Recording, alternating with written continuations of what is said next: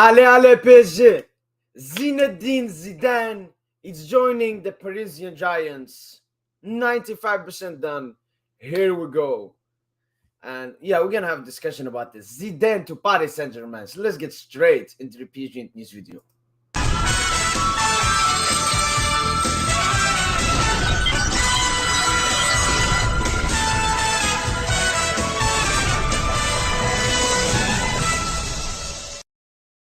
What's up, everyone, to PSG News, and it's another happy day for us PSG fans because it looks like we have finally won the battle against Zinadine Zidane, and he's coming to Paris Saint-Germain. How the deal looks and everything, I don't really know, but over the past 12 hours, a lot of very reliable sources have stated that it's done. It's done. It's only the final contract, and this will, of course, have a domino effect. One of the stuff is Paul Pogba, who was like 98% done to Juventus. Now he's waiting to see the Zidane stuff because he wants to join PSG alongside Zidane. I mean, it's a really weird situation we are at right here, but it's a happy place to be in. And I mean, we thought last season was unbelievable in the signings we made and everything, but this season is even crazier. Keeping Mbappe and now getting Zidane and Campos.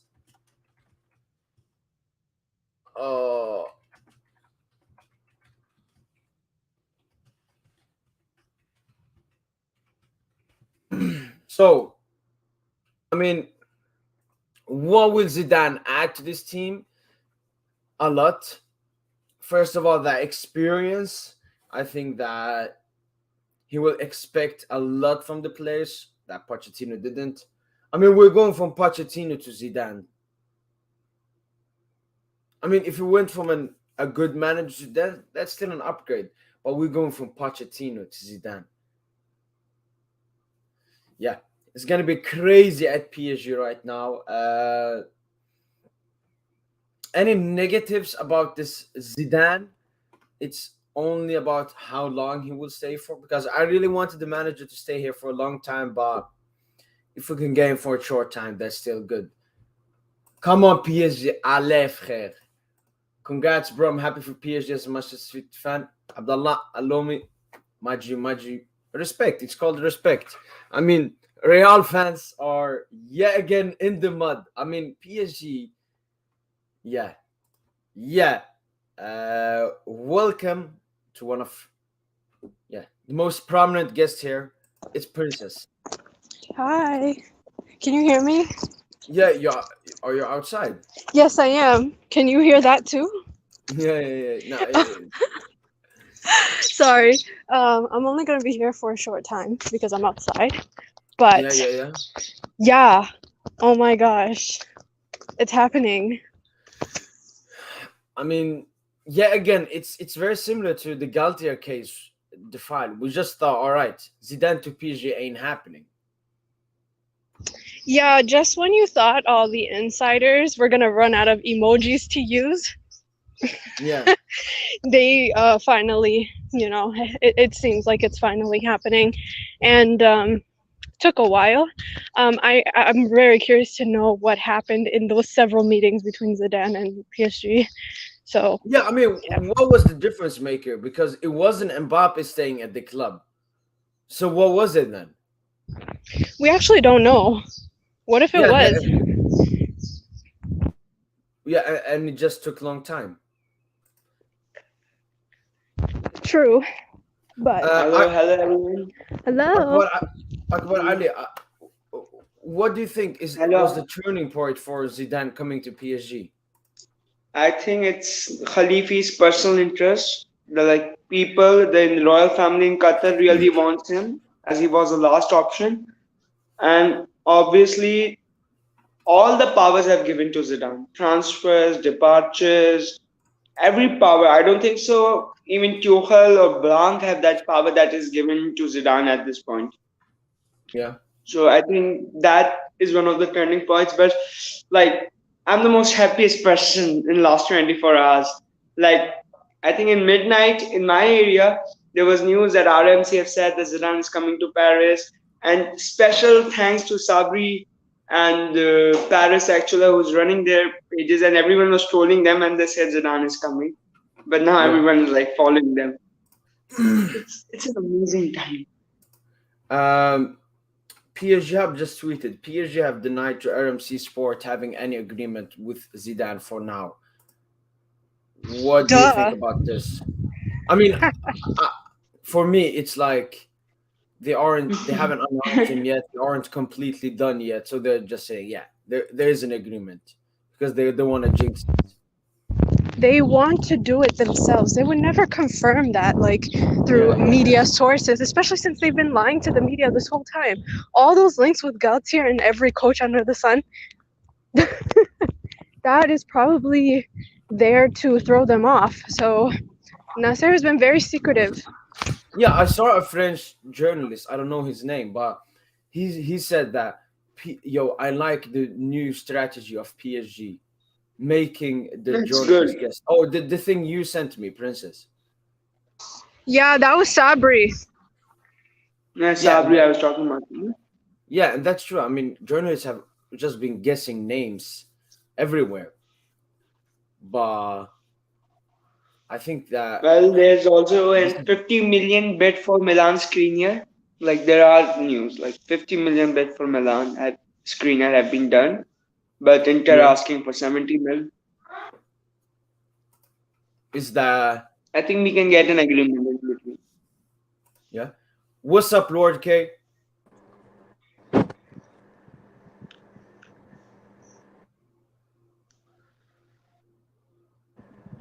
Yo, yo, yo. Yo, bro, what's up?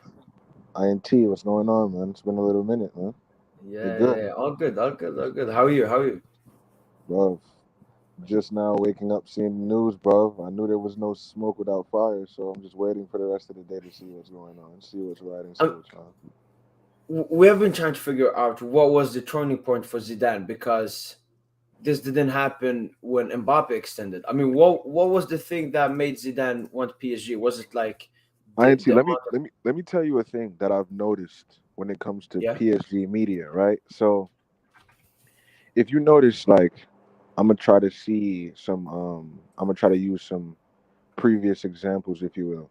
But if you yeah, just think about how the timeline of how things played out, remember before the Euro, no, after the Euros, when Mbappe said this was deceit, this was like maybe a year ago, so like a year ago now, when yeah, the narrative was Mbappe is gonna make his decision after the Euros.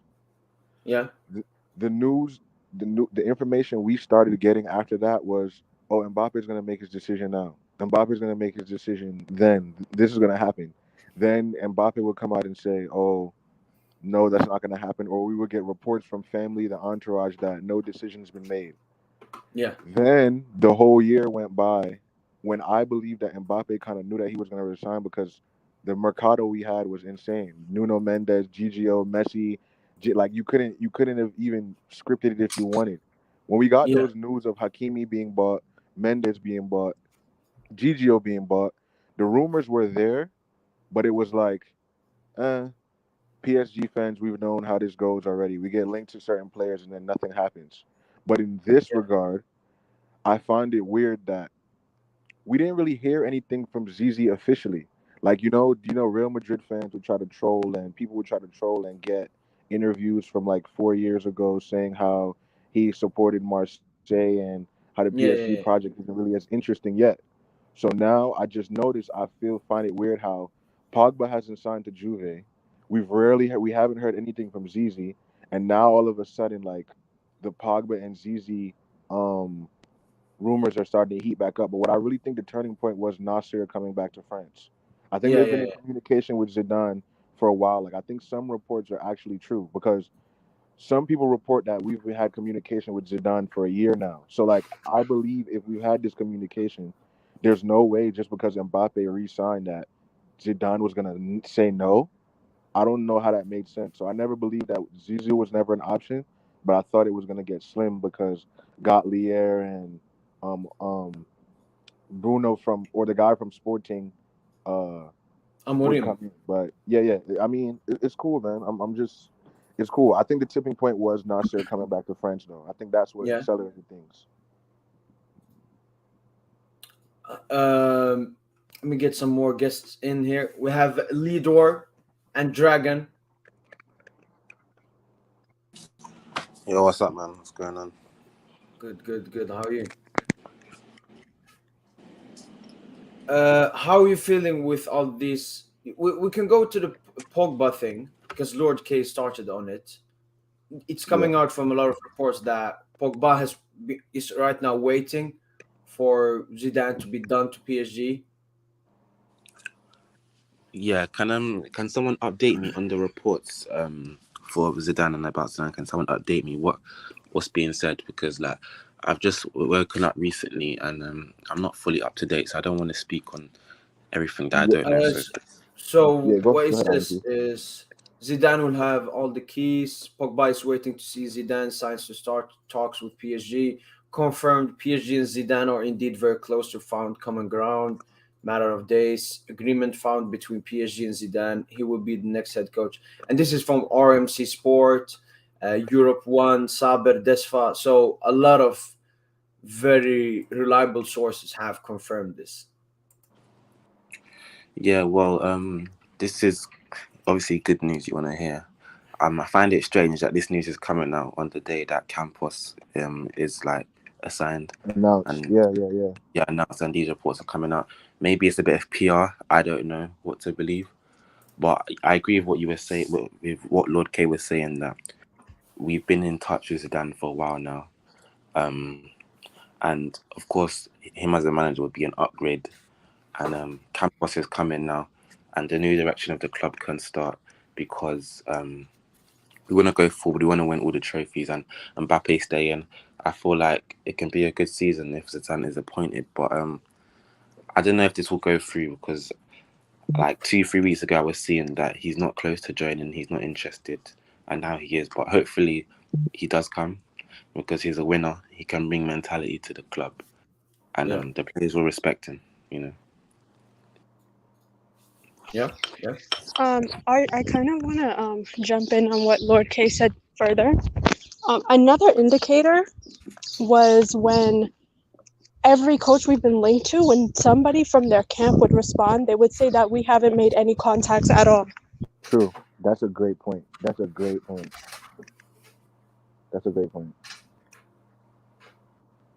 Yeah, because apparently we didn't contact Ten Hag or Gatlier, because Gatlier, I think Gatlier's representative or somebody close to, what is it, Nice? Somebody close to them said Yeah. that behind closed doors, Gatlier speaks badly about PSG, which isn't hard to believe if you listen to Gatlier's press conference after we last played them.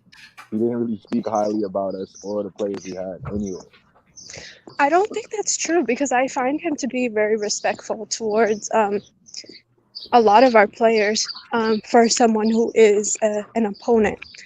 What I find interesting and suspect was the fact that they said that no contacts have been made, which means that this is just, surface level. Another thing I found interesting, well, for me, that I personally found interesting was when they announced the Luis Campos agreements in his contract about his role. They had said that he was,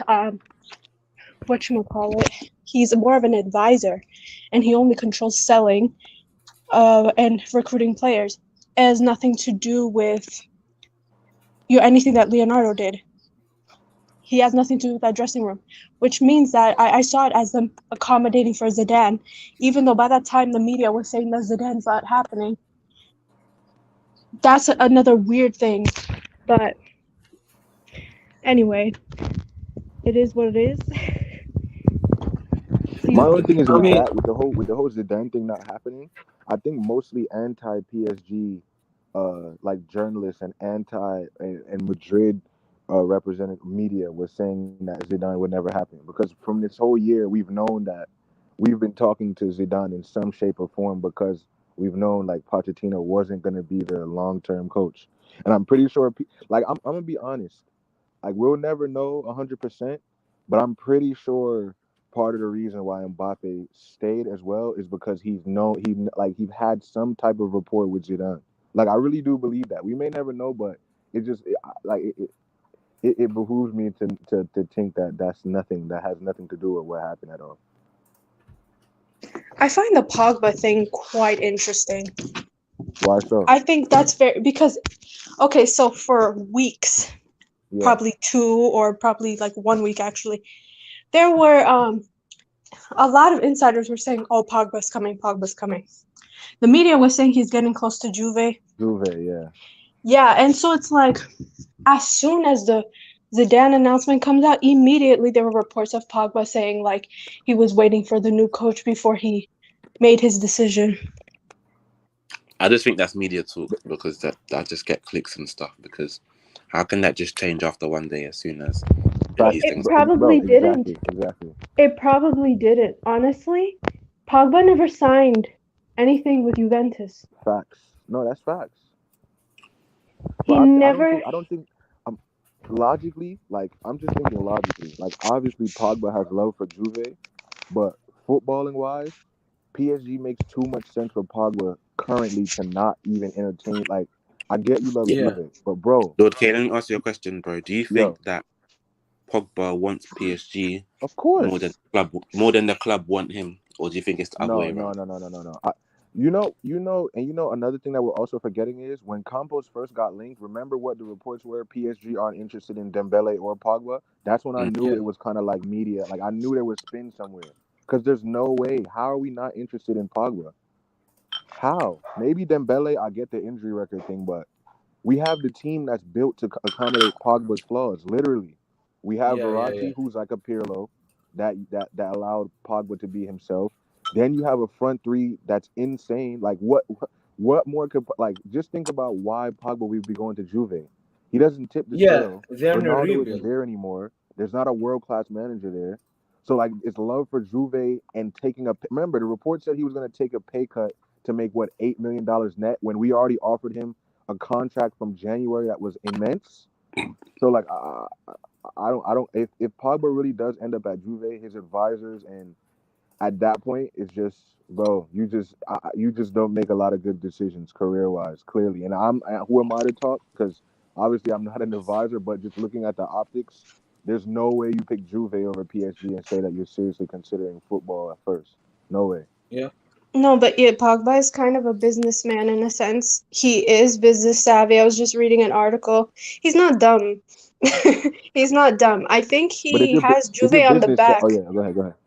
Yeah, he Yeah. has Juve on the back as a backup plan because there was reports saying that like he wouldn't wait for PSG all summer.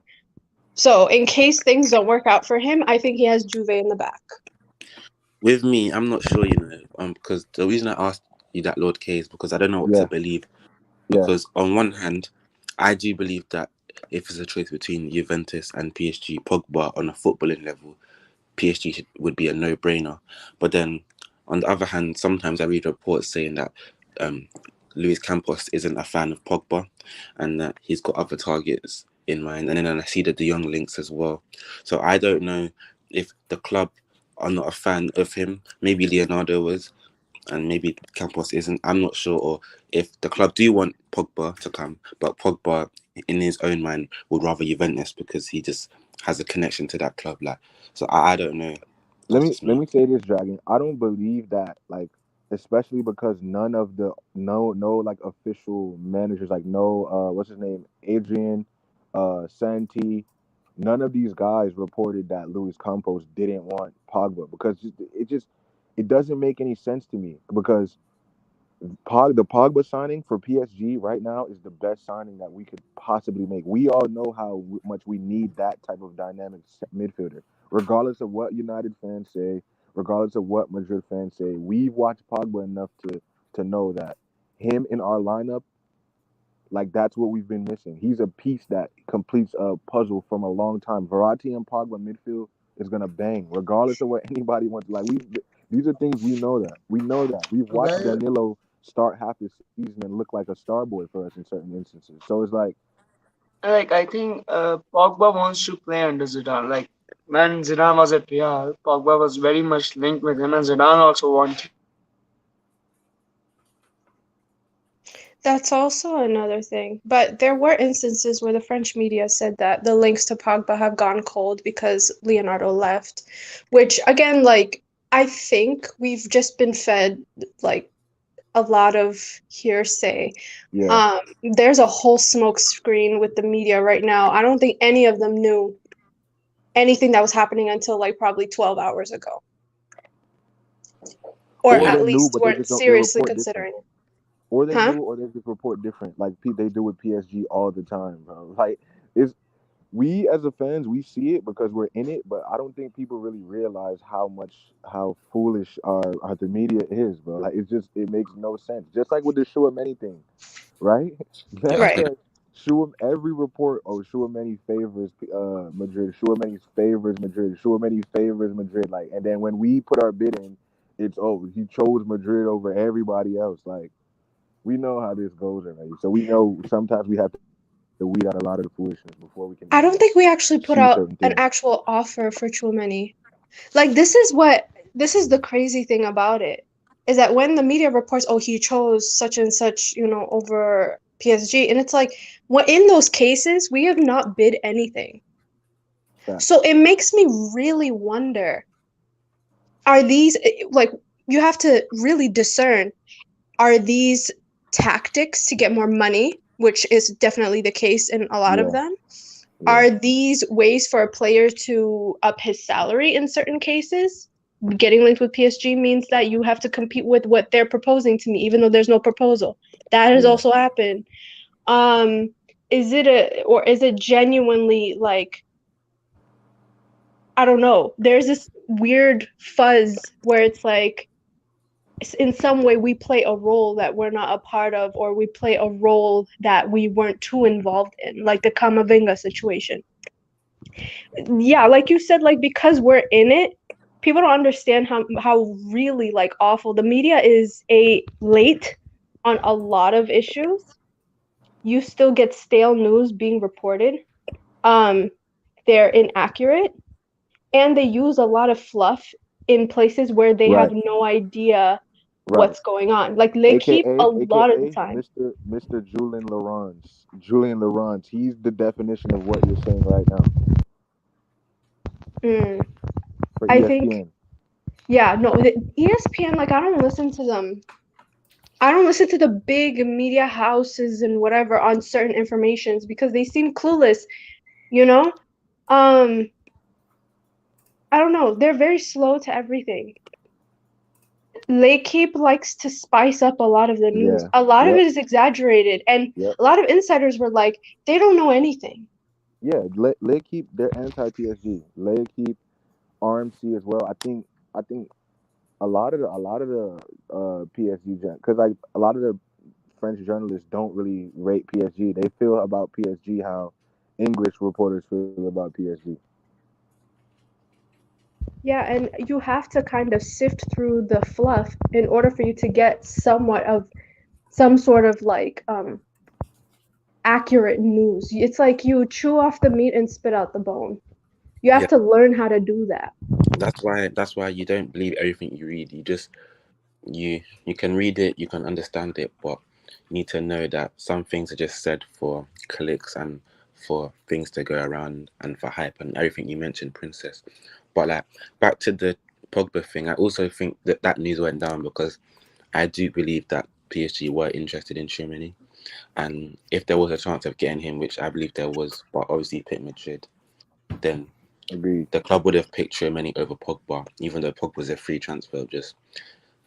I think he's a better fit. He's younger, and that's what the club want to do. They want to sign younger players, and he's not really a superstar like Pogba, even though Pogba would be a great signing. But I just feel like the Pogba news went down because the Tchouaméni transfer was in the air. Maybe now that he's signed, the new Pogba news might come back up. Who knows? But you know how much different reports we've had since like the season's been over. Remember the report that Neymar was going to be sold. Remember the report that Mbappe signing means that Dembele was in and Neymar was out, and then all of these other things And happened. Nasser was going to leave. Right. I think That's the like funniest one. Yeah, like what Capta Qatar said, will finish their takeover.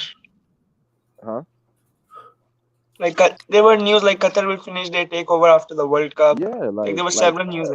yeah, like Even do anything you gets remember said. Lord Mbappe? He tweeted fake news on his Twitter, Yeah, replying. Sports Bible. I think it was the page Yeah. that said I don't 14 take them players seriously. would leave PSG. I don't take them seriously. Like, oh my god, when Yeah, Mbappe signed, English media is crap, man. so many fake reports and rumors Oh my coming out, god, and that was the best. yeah, like the media, they just love trashing on PSG because they 300 know that, million euro signing bonus. yeah, all of that rubbish and like, oh, he wants Neymar to leave and all that rubbish, and it's like, come on, man. Like, but the thing is, people eat it up, bro. Like, you don't know how much men are in my inbox asking me, like, "Yo, you guys really gave a bop, bro?" When I heard the report, I already knew in my mind. I'm like, bro, people can't really be this daft to think that Mbappe is really gonna be a spearheaded figure. Like, what club?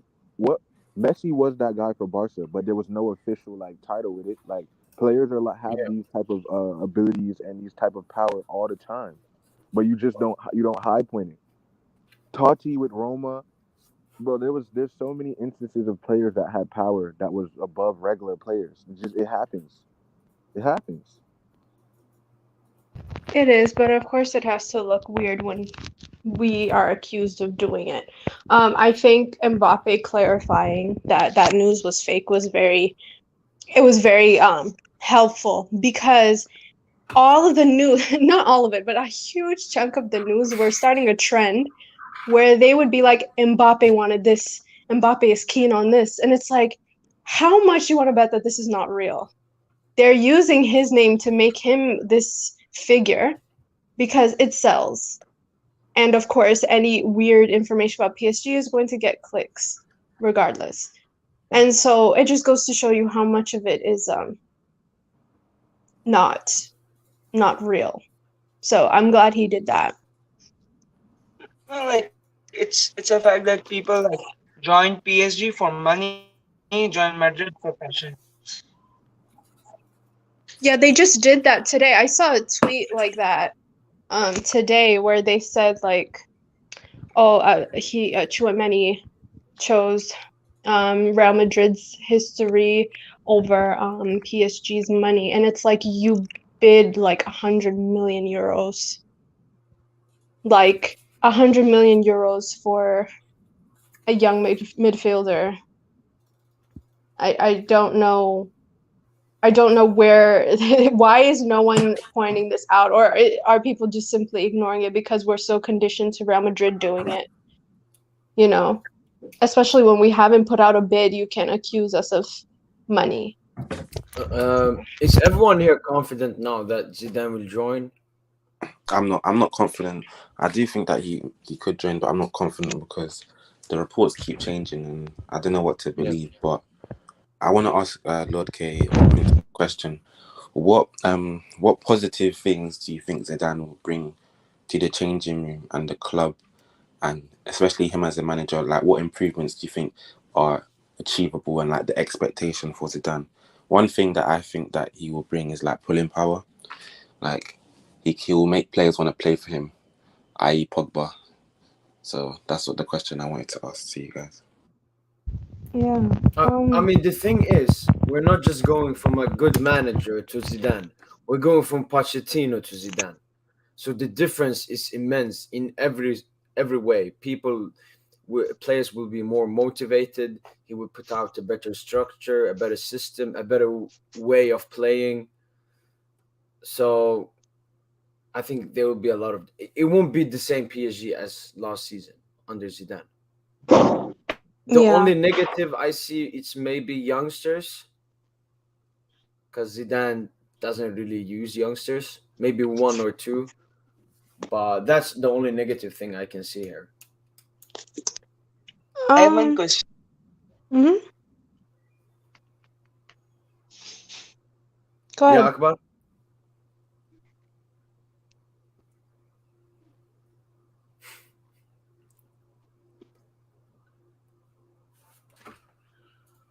Akbar. Yeah. I have everyone. Is that if we sign on Skriniar, can we see Marquinhos joining You're breaking up. Marquinhos what? I thought that was me. Is that him? No, Yeah, it's you guys can hear me? yeah. no. If we Yeah, but sign you was breaking up. Skriniar, I think he's asking if we sign Hello? Skriniar, will Marquinhos go DM or something like that. I think that's what he was asking. oh, no, I think the signing of Skriniar has two stuff. It's a better bench because if you look at other teams in Europe, they have at least 3 to 4 good center backs. We have Sergio Ramos, but we know what injuries can do to him, like last season. And then Kimpembe won't be that comfortable in his position. Now he will have to fight game in, game out to be a starter at Paris Saint-Germain. Because I don't think that he should be a starter at PSG, especially the way he has been playing. And I think if there's a Who are you Skriniar, talking about, INT? so Impending. he asked if Skriniar joins, what does that mean? Will we play a three at the back? Will Marquinhos become a DM? I think it just a push for Kimpembe, a final push. I think this is Kimpembe's last season. It Really? may even maybe even last season was his last because he's already linked with Chelsea. Tuchel wants him there. If we get a 50 million bid, I'm switching him for Skriniar every day of the week. Really? Yeah, I mean, the only reason I think Kimpembe is playing a lot for PSG it's because he's Parisian. He's from the academy. It's that respect he has Wait, as INT, a you player. don't rate Kimpembe. I rate I rated him in moments Mm-hmm. like the 2019-20 like Champions League phase, but he does too many mistakes and he's not that good with the ball. He's too inconsistent. Like the RB Leipzig game, we had a 2-1 lead. He just does a stupid tackle in the box, gives away a penalty. And Yeah. I don't like a lackluster centre back that can make mistakes because you don't want that. I actually But think Kimpembe wants a higher salary. I think that's his condition. I don't see him wanting to leave. But he might entertain certain things, certain offers if he does not get an increased salary. I don't think PSG are also looking to sell him either. But I think we, if you've seen this past season, when one of them was gone, their replacement was Diallo, who was there, and like Kerrer, who was actually Hakimi's backup. We had no squad depth in the back. And that really went under the radar, or at least wasn't spoken about as much because we were too busy looking at that horrendous midfield. So, really, like, getting more center backs is actually quite necessary. Getting a backup for Hakimi is really necessary. He can't play 90 minutes every week. It's not ideal. I Can hope cause injury. Mhm. I mean I hope we just use Pembele in that role. It all depends on how he comes back from the injury. So with Pembele, he did his Instagram story post about him being back. I think he fits the profile that the media was saying that Campos wanted. He fits that bench role. He can play anywhere in the back, left, right, you But I know? saw we were linked with the Leon right back. What's his name? Gusto? Yeah. We were. He's another one. You know, we'll see how that works with him. We can use more than one. It's all about squad depth.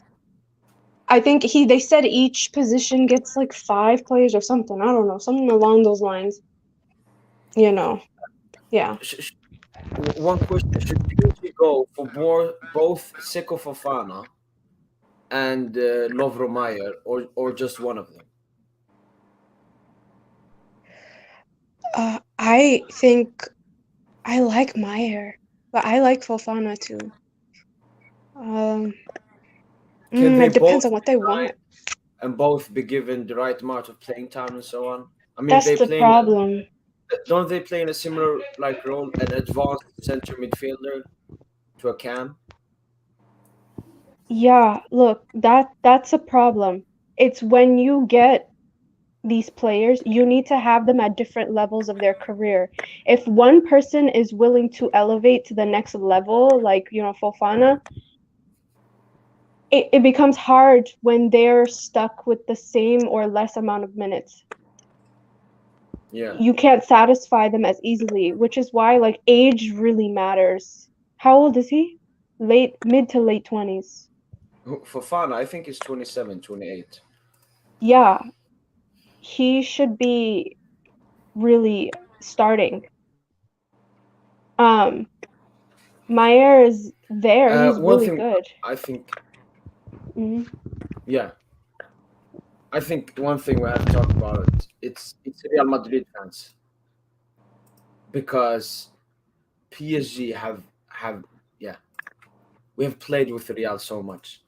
Real fans on Twitter have been ass licking Mbappe to saying he goes for money, to ass licking Zidane saying, oh, he would never take the PSG job. He's a real legend. Doesn't go for money. To now saying that, oh, Ronaldo carried Zidane. Isn't it funny to see? I think either partially some of it I think it's partial lies, but some of them are exaggerated truths as well. They just kept it in there for so long. It's the same thing that we kind of did to Marquinhos, actually. He had amazing mentality, and he had the the talent and the skill, and he can never do anything wrong, and he was a perfectionist, a reformed version of Thiago Silva. And then as soon as that Madrid game happened, the narrative was, there's nothing you can do now that Silva's not next to you. And it's like, oh my God, all of those things that were inside are now coming out. I think that Ronaldo thing is a version of that. Now they're Yeah. starting to do it with the Zidane, and I'm like, dude, how could you do that to Zidane also? There's like literally threads on why Zidane is overrated, and it's like by Madrid fans. Yeah. Yeah, they were the ones that came up with, oh, Zidane is a Marseille legend. He won't join PSG. I mean, He's Marseille never fans played. didn't even say that. It was only Real Madrid fans who said that. Guys, he's never played for Marseille. He started off in Bordeaux or something. Like, it's not, you can't be like a legend of a place that you've never played. He's from Marseille. He's a Marseille fan. Le Classique is going to look very, very strange. That's going to look very interesting. But yeah, like changing the narrative because he's doing something that you don't want him to do. I mean, to be honest, Zidane, like, he didn't join a rival club, but they're acting as if he did. Do you feel he will play a 4-3-3, or at PSG, like he has different players and so on? Maybe he will switch maybe to a three at the back, or will he keep the basics? Zidane. I'm open minded when it comes to Zidane. Although Zidane is one to not really change, other than when he went three at the back to match Tuchel's three at the back the year before, or the 2021 final, I think it was, or was it the 2020 final? The 2021 final, City versus Chelsea. Yeah, before that fixture, he went three at the back. I do think that in this case, he's gonna get the best out of every single player. Like, I'm not even worried. Yeah. This is something that I had a problem with Pochettino. This was one of my only problems with Poch, really, the fact that his stubbornness with the lineup and how he had Messi on the right wing for the whole season, playing Yeah. certain players like out of position a little bit. But I do think that even with Zidane, with his lack of like not tactical flexibility, but formation flexibility, that even if he has certain players in certain situations, he'll allow players to get the best out of themselves. So I don't Yeah. have to Yeah. worry Yeah. Yeah. about, like, it could be 4-3-2-1, it could be 4-3-3, but I'm just interested to see if he does come, what he does early on. Yeah, exactly. But I do think it will be 4-3-3. You think so? How will he line up then?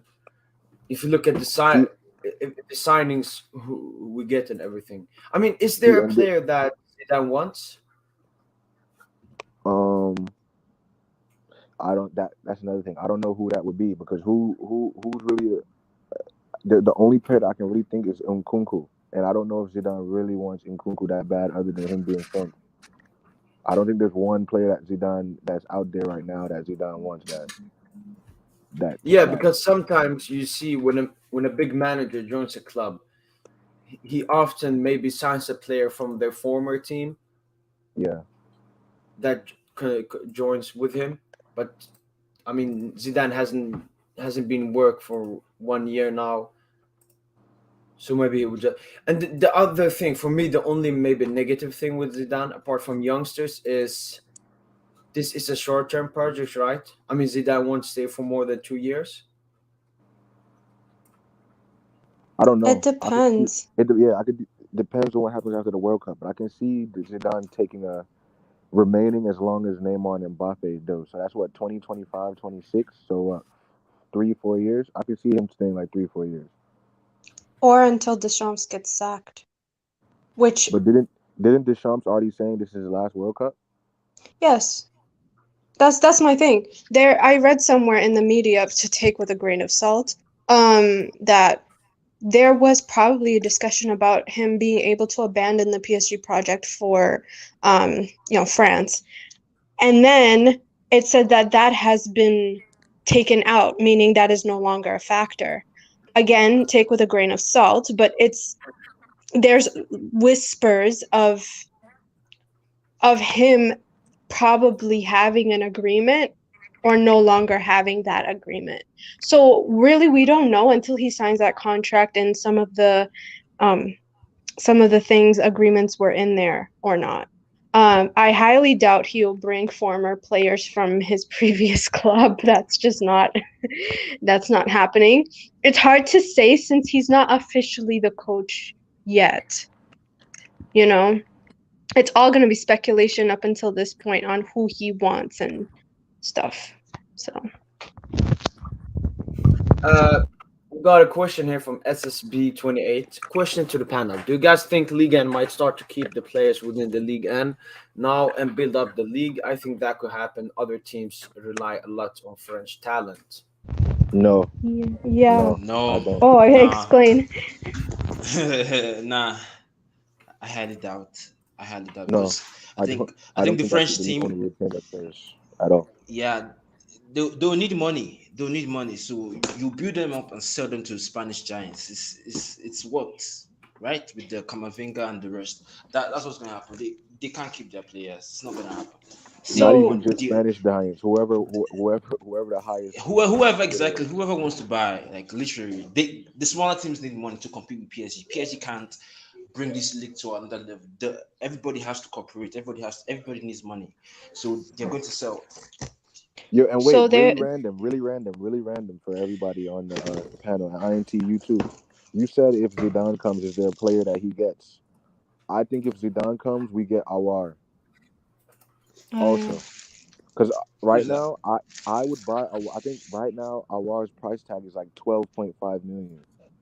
Even if we don't need Awar, if I'm PSG, I get him. I get him for the depth as well. He's worth 13 million euros or whatever the case may be. 100% Yeah. if that's really true.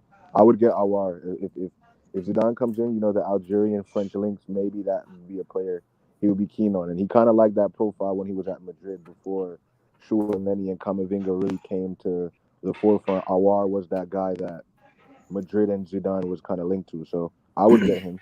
I wouldn't be mad at that signing. Yeah, I yeah. mean, I haven't seen any links, but it sounds logical. It sounds logical. It's a midfielder. PSG, that's their biggest weakness. He's French. We need more French players. We can't keep players like Kurzawa in the Champions League lineup and so on. Yeah, but I heard reports where 40% of Lyon would be bought by Americans. I don't know how that's going to turn out or whatever, but it's something. Marseille are linked to Saudi Arabia again and the UAE. for a takeover. So like instead of Liga clubs trying to retain players, I think it would be more investors are keen in putting more money into some of their teams, or at least existing clubs injecting more money for those who have it. Like Rennes, for an example, they have money. They would probably inject more. Nice's owners just tried to buy Chelsea, um, but they could probably inject more. They have projects that exist, that are aimed to compete with the current PSG so-called dominance. So it's hard to tell. It's not going to look the same.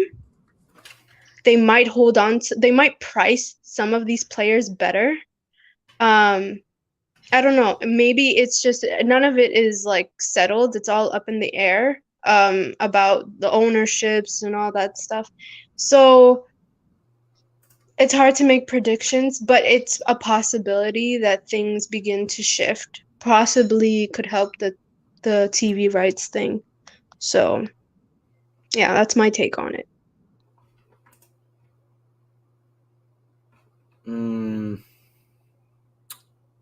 One more is it? Phew, another player. I mean, the same thing with the revival of Pogba. Do you think there will be a revival with Dembele to PSG? I think he's revived himself this season. Mm-mm. I mean, a revival in the transfer rumors linking him to PSG. Oh, Has it started with Pogba now? I think he's Yeah, also linked to I Chelsea. do. I don't think. I think you know why I think that is because early on the also reports were Nasser was working on the Dembele deal himself, and Dembele already has a contract offer on the table. Like I think Pogba and Dembele already have transfer offers on the table for the simple fact that they're free. Like realistically, we don't need to buy any players. Like Nkunku maybe was the only player, and maybe Skriniar is the only players that we're gonna actually spend like straightforward liquid cash for right now. But I do think Dembele and Pogba are gonna be the deals that make the most sense for us because really realistically, INT, we haven't sold certain players yet. There's still players Yeah. hanging on, so making any new signings as far as like spending a 60 mil for Nkunku or you know 50 mil for Rafinha from Leeds is just like it's no point on doing that when you can get a direct replacement as far as assists for Di Maria and Dembele. So I do think there will be Yeah. a revival in those deals. Okay. I mean, the thing is, Nasser told us about this. He said that this week a lot of big stuff will happen. So Luis, I mean, they said that they wouldn't announce the departure of Leonardo, but we can say it's been announced. Luis Campos been announced. Zidane close to be announced. What more stuff can you see from this domino effect happening this week or up to next week as well? What players? What changes could we see? I think sales start happening. Like I think players start getting moved out finally, because I think that's what Campos and Henrique that was their goal for this summer was to get a lot of players off the books as well. So I think certain players are Yeah. going to finally go, or contracts are going to get restructured and things of that nature. I think more rumors. Oh, of course. Way Yeah. more. Oh, the media is gonna go insane. So do you think that we had no contact with Amorim, no contact with Consensao, no contact with Love? All of these were just rumors that the media made up. Not all of it. Maybe. I don't know. Maybe they were backup. Maybe they were. Dude, the one that was the least believable was Jose Mourinho. I don't think we did anything to get him. Me either. Especially since the news came from Talk Sports, which knows absolutely nothing. Why would PSG go to Talk Sports and not any other form of media before that? I don't know. I think a lot of them were fake. I think like some of them actually might have had light links. Like maybe they inquired about them and stuff. Yeah. Yeah, but But I nothing don't big. think we were. Yeah, I don't think it was anything too serious. Not if the Zidane thing was open.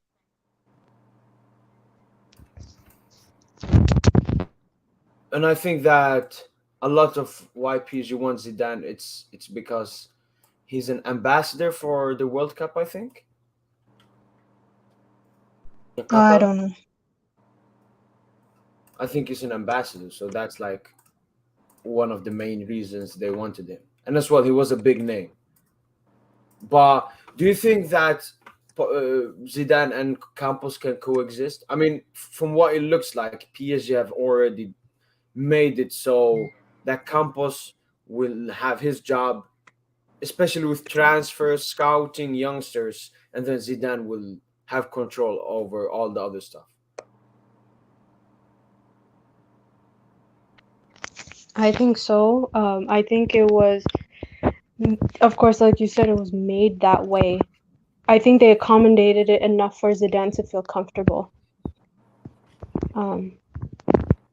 So yeah, I think Campos is just there to be an advisor and to execute whatever Zidane is asking for. Like if he wants to recruit a player, he would just tell Campos, or he would probably ask Campos for probably some validation or backup or whatever. But yeah.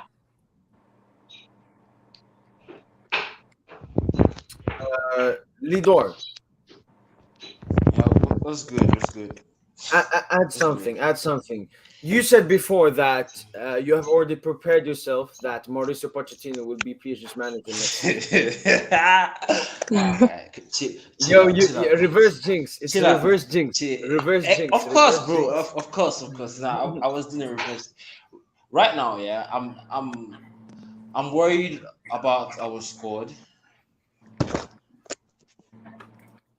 Yeah. Yeah, I'm worried about our squad because it's not looking good. It's horrible. First of all, I don't trust Neymar to be fit 60% of the season. I don't trust him to be fit for that long. And if you let's say you remove Neymar from the front three, who's on the bench? The only person on the bench is that bum Cardi. Like that's it for us. So I'm very worried. We need to get the forward. Sarabia is also on the bench. Nah, bro, it's scary. If like Messi has had his injury problems, I think before he came, he couldn't play for like until a month after.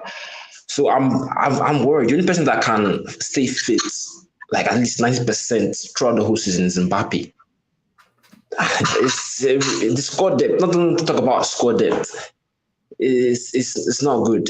You remove Hakimi, who plays for Hakimi. Remove Nuno. Bernat is just there. Our midfield is shit. That's not a Champions League winning midfield. The media was hyping us to be this super team. I looked at Danilo and I was like, nah, it's just all gas. That's why the media is crazy. They looked at Messi, Neymar, Mbappe, and they said Champions League. They gave us the highest odds of winning it. So for me, I'm very worried. Like look at our bench. There's nobody on the bench. Like there's literally nobody on the bench. What are you worried about? What Are you saying squad depth is the squad depth? Squad depth, our forwards, everything. Lidor, Yeah. Can you do something with your mic because it's echoing. Hold on. Yeah, we're not keeping Icardi.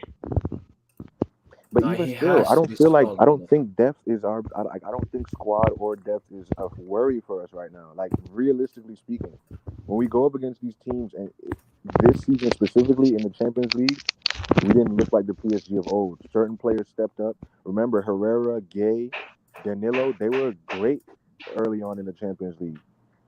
Yeah. So I don't think they're the problem. So squad depth, while it's probably something we could look at, it's not an immediate problem. Like you said, like it's not something I would tremble over. It's ugly to see, I must say, You know, like our bench looks horrendous because it gets worse as the substitutions are made most of the time. I think the Champions League performances has to do with the fact that they give special attention to the Champions League. A lot of it shows that it's not just one problem, it's many. You have a mental blocks in the way, meaning like you reserve all your energy for Champions League. You are okay with the league games until you lose or are losing. That's another thing. They look like they are sleepwalking in league games until they concede a goal. That's when they start to wake up and try to fix everything, and it ends in a draw or it ends in a win miraculously.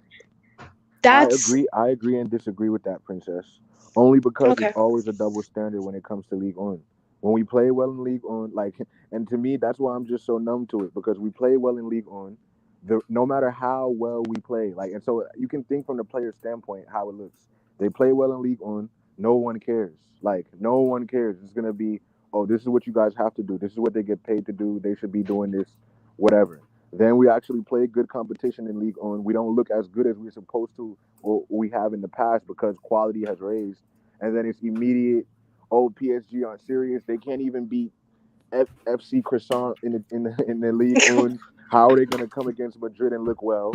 We played well against Madrid to the first leg. Everybody said, "Oh, Carlo came to Paris to park the bus." Like it's a lose-lose. Yeah. Like it's always gonna be a lose-lose. No matter how, bro. We looked beautiful against Madrid. Like honestly, that Madrid Yeah. first leg, tactically, fluidly, attack, midfield, defense. We looked like a structured organization, and didn't get the credit for it because of Madrid. Like Madrid never came to PSG to park the bus.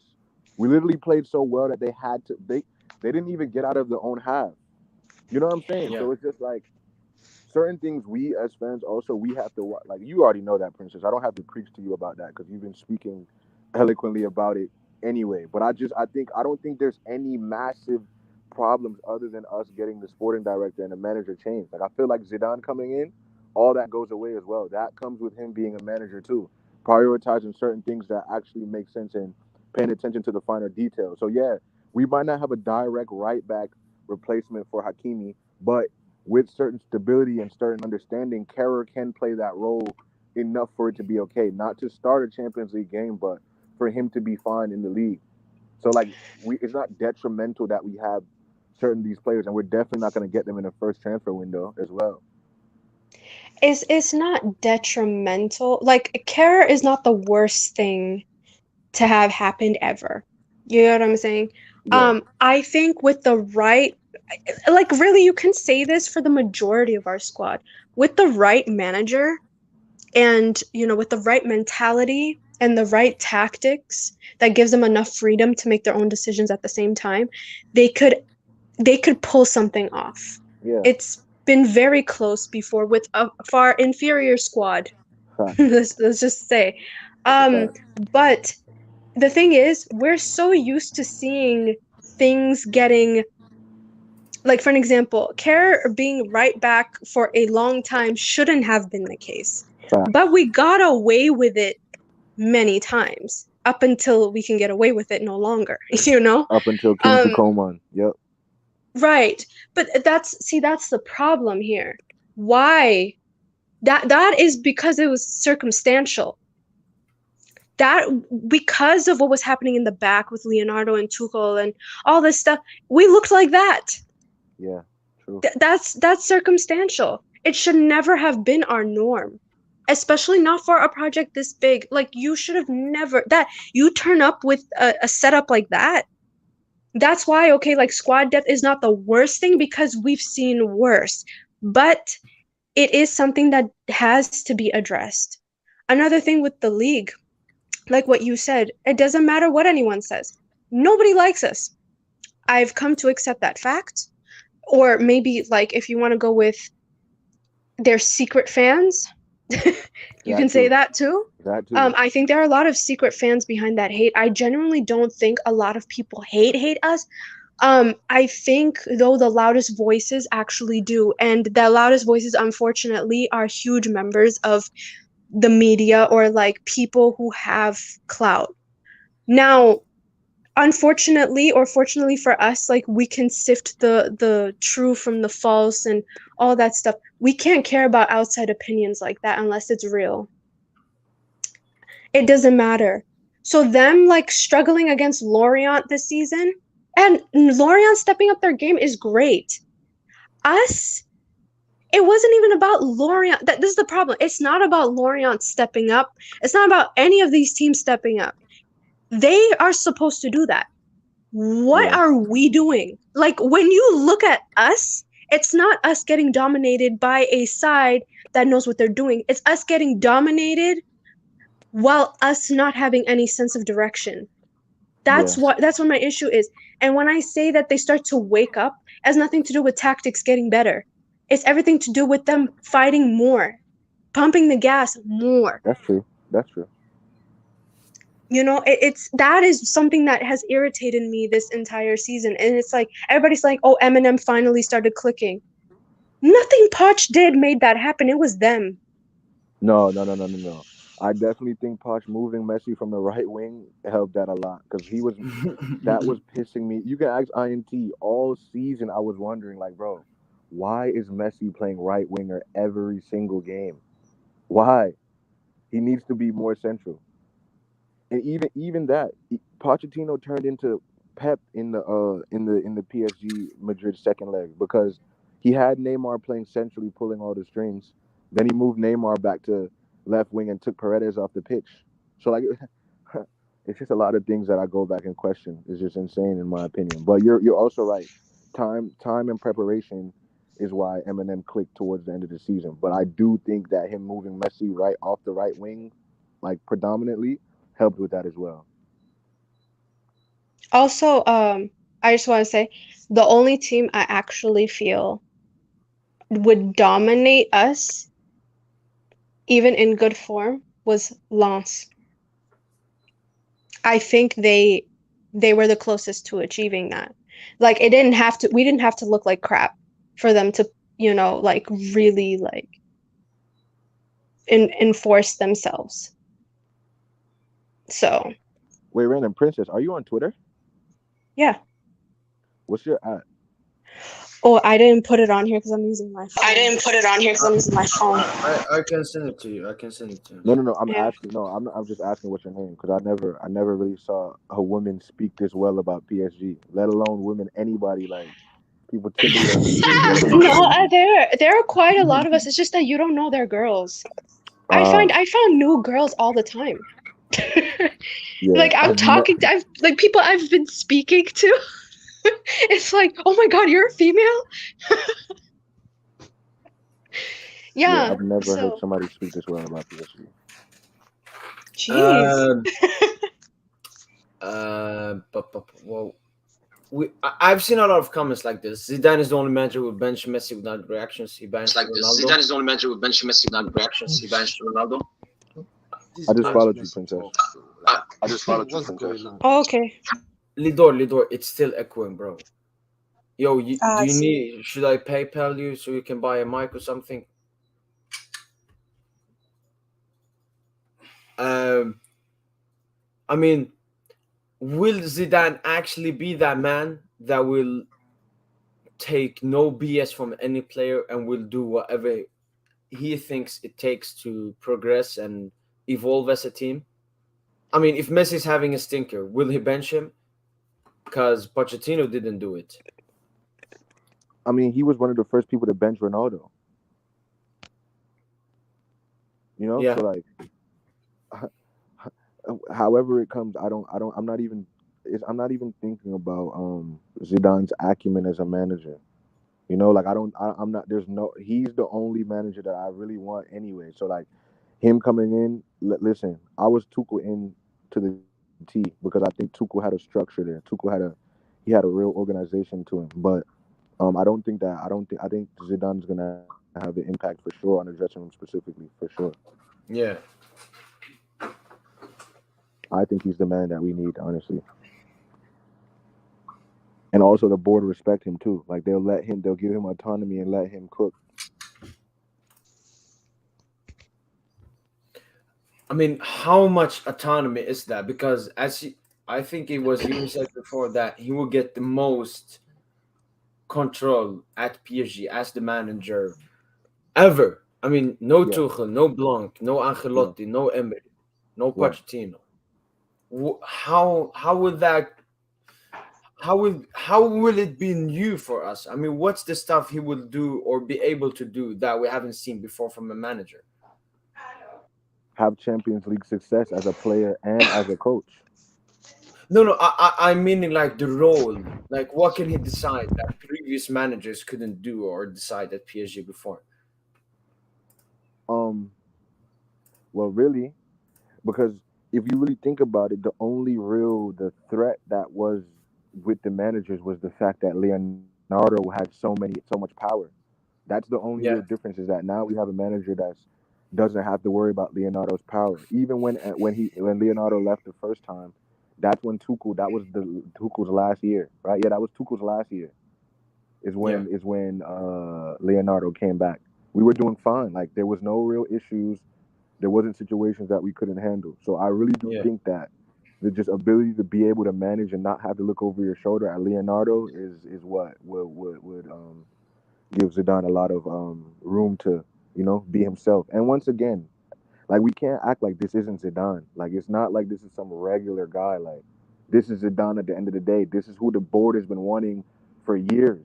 This is who QSI been yeah, wanting to spearhead their project since the inception. So like if you're bringing him in, you obviously are going to accommodate what he has going on, and you don't want to upset him. You don't want to.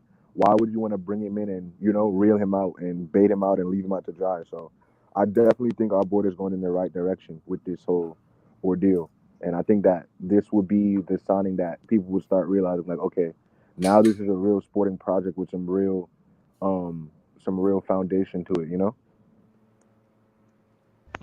yeah. Yeah. Yeah, they did want Zidane from like way before, I think before Laurent Blanc. They that was their dream thing, and I think he had rejected them before. Um Nobody believed in us. It's the point I'm trying to make. Even I've still never forgot when Varane came out in like 2017 and said that PSG's project didn't excite him because it wasn't big enough, even though he's French. No, Boy, how because the back tables at have turned. that time, look, like they were all conditioned. French youth were conditioned to leave. Or else it's like if you stayed in France, your career won't elevate. That's the belief. That's why it's so much easier to recruit foreign players because they Yeah. don't have a lot of the hangups. And now is more of a turning point a little bit. You know, we're Um, L'Equipe said, according to L'Equipe, Zidane's advisor said this: "To date, I'm the only person allowed to represent and advise Zidane. Neither Zidane nor I have been contacted directly by the owner of PSG." nah. But yet again, it literally means nothing for me. This, Yeah. because he ain't gonna say, "Yeah, yes, it's done." Yeah. Why He's would just they? saying, "No, nothing has been talked. Nothing, nothing." Yeah, there have been meetings with And Zidane several times. yeah, the thing is, I mean, we're kind of used to this now, especially with the Mbappe saga. It was so much different news. Mbappe's gonna stay. Mbappe's leaving. Oh, Mbappe's done to Real. No, he's staying. Oh, new contract offer. So what we actually need to do is just, yeah, don't care about the rumors and hope for the best, because it's so hard to believe anything the media says nowadays. I actually think the Mbappe thing was a little bit different. I think that was slightly different because I actually think Mbappe was going to leave at one point. Yeah, but Yeah. I mean, right now, don't you have any thoughts of Zidane maybe not coming to PSG? Maybe all of this No. is just made up by the media. Why should we trust this more than when the media says Zidane isn't joining? What's the N- difference? no, like there is a slight there isn't much of a difference in terms of how it's being reported right now. Because you know what? You can tell when things look real and when they're just, people just saying things. For an example, right before Mbappe extended, the indication for me that he was staying was not um, insiders or the French media saying XYZ. It really had more to do with the fact that the Spanish media, at the same time, all of them lost confidence. At the same time, because I was taking notes. I take notes about everything. It actually helps compartmentalize all the news, and you literally see a shift. That was such a big shift for me to realize he might actually be staying. Then everything after that, everybody was singing the same song. Yeah. Mbappe staying, Mbappe staying. Right here with the Zidane news, it's kind of weird because like the media was kind of, I think they were fed false information. Yeah. Then there was the insiders where they've been on the same thing the whole time, saying Zidane was coming, Zidane was coming. But now everybody is singing the same song. The French media is singing the same song. The insiders are singing the same song. Everything looks like it's happening. At this point, you can't deny that it looks very strong. Is there a chance that he won't come? Maybe a little bit. It's an agreement. Nothing was signed. So whatever they have to settle out, I really don't think that he's. I think he might be coming, most likely. Yeah. I mean, I'm just checking. I'm checking Madrid zone. They have tweeted about this. I don't know why are Madrid zone tweeting about if Zidane is going to join PSG. What's the correlation? Why are They're they coming so from obsessed with they're PSG? they're coming from a place of pain, bro. It's all pain for the Madrid fans. Yeah, it's all pain. It's literally all pain. It's crazy. I'm not gonna lie. It's actually crazy. It's just pain. We shouldn't pay attention to the Madrid fans or whatever they say. We should just focus on us, how we're going to do next season. That's like Yeah. that's kind of the issue with the PSG fans. I feel like they pay too much attention to what Madrid says. We shouldn't be thinking about Madrid, this club, that club. We should be thinking about us and us alone. We shouldn't be giving ears to these people, bro. I don't get it. That's been my issue with some of the PSG fans lately. But yeah, the Zidane thing, I'm in the middle. Like I don't believe it. I'm just there. I'm waiting for something from like an official post or something. If it comes, good. If it doesn't come, whatever. I That's just my stance on the whole Zidane I, thing. I just read. Is it true that Real Madrid wanted to Spoke without reappoint fire, honestly. And I'm Luis gonna be one Campos? that I don't like to believe in. I don't like to believe in the rumors and the over Exactly. proportion clicks. But the Exactly, only thing with bro. this isn't just a typical rumor because we as fans have known we've been in contact with Zidane for ages. So if this was a rumor to believe, not that he's officially here, but that is close, I would believe that. Okay, then let's hope for the best.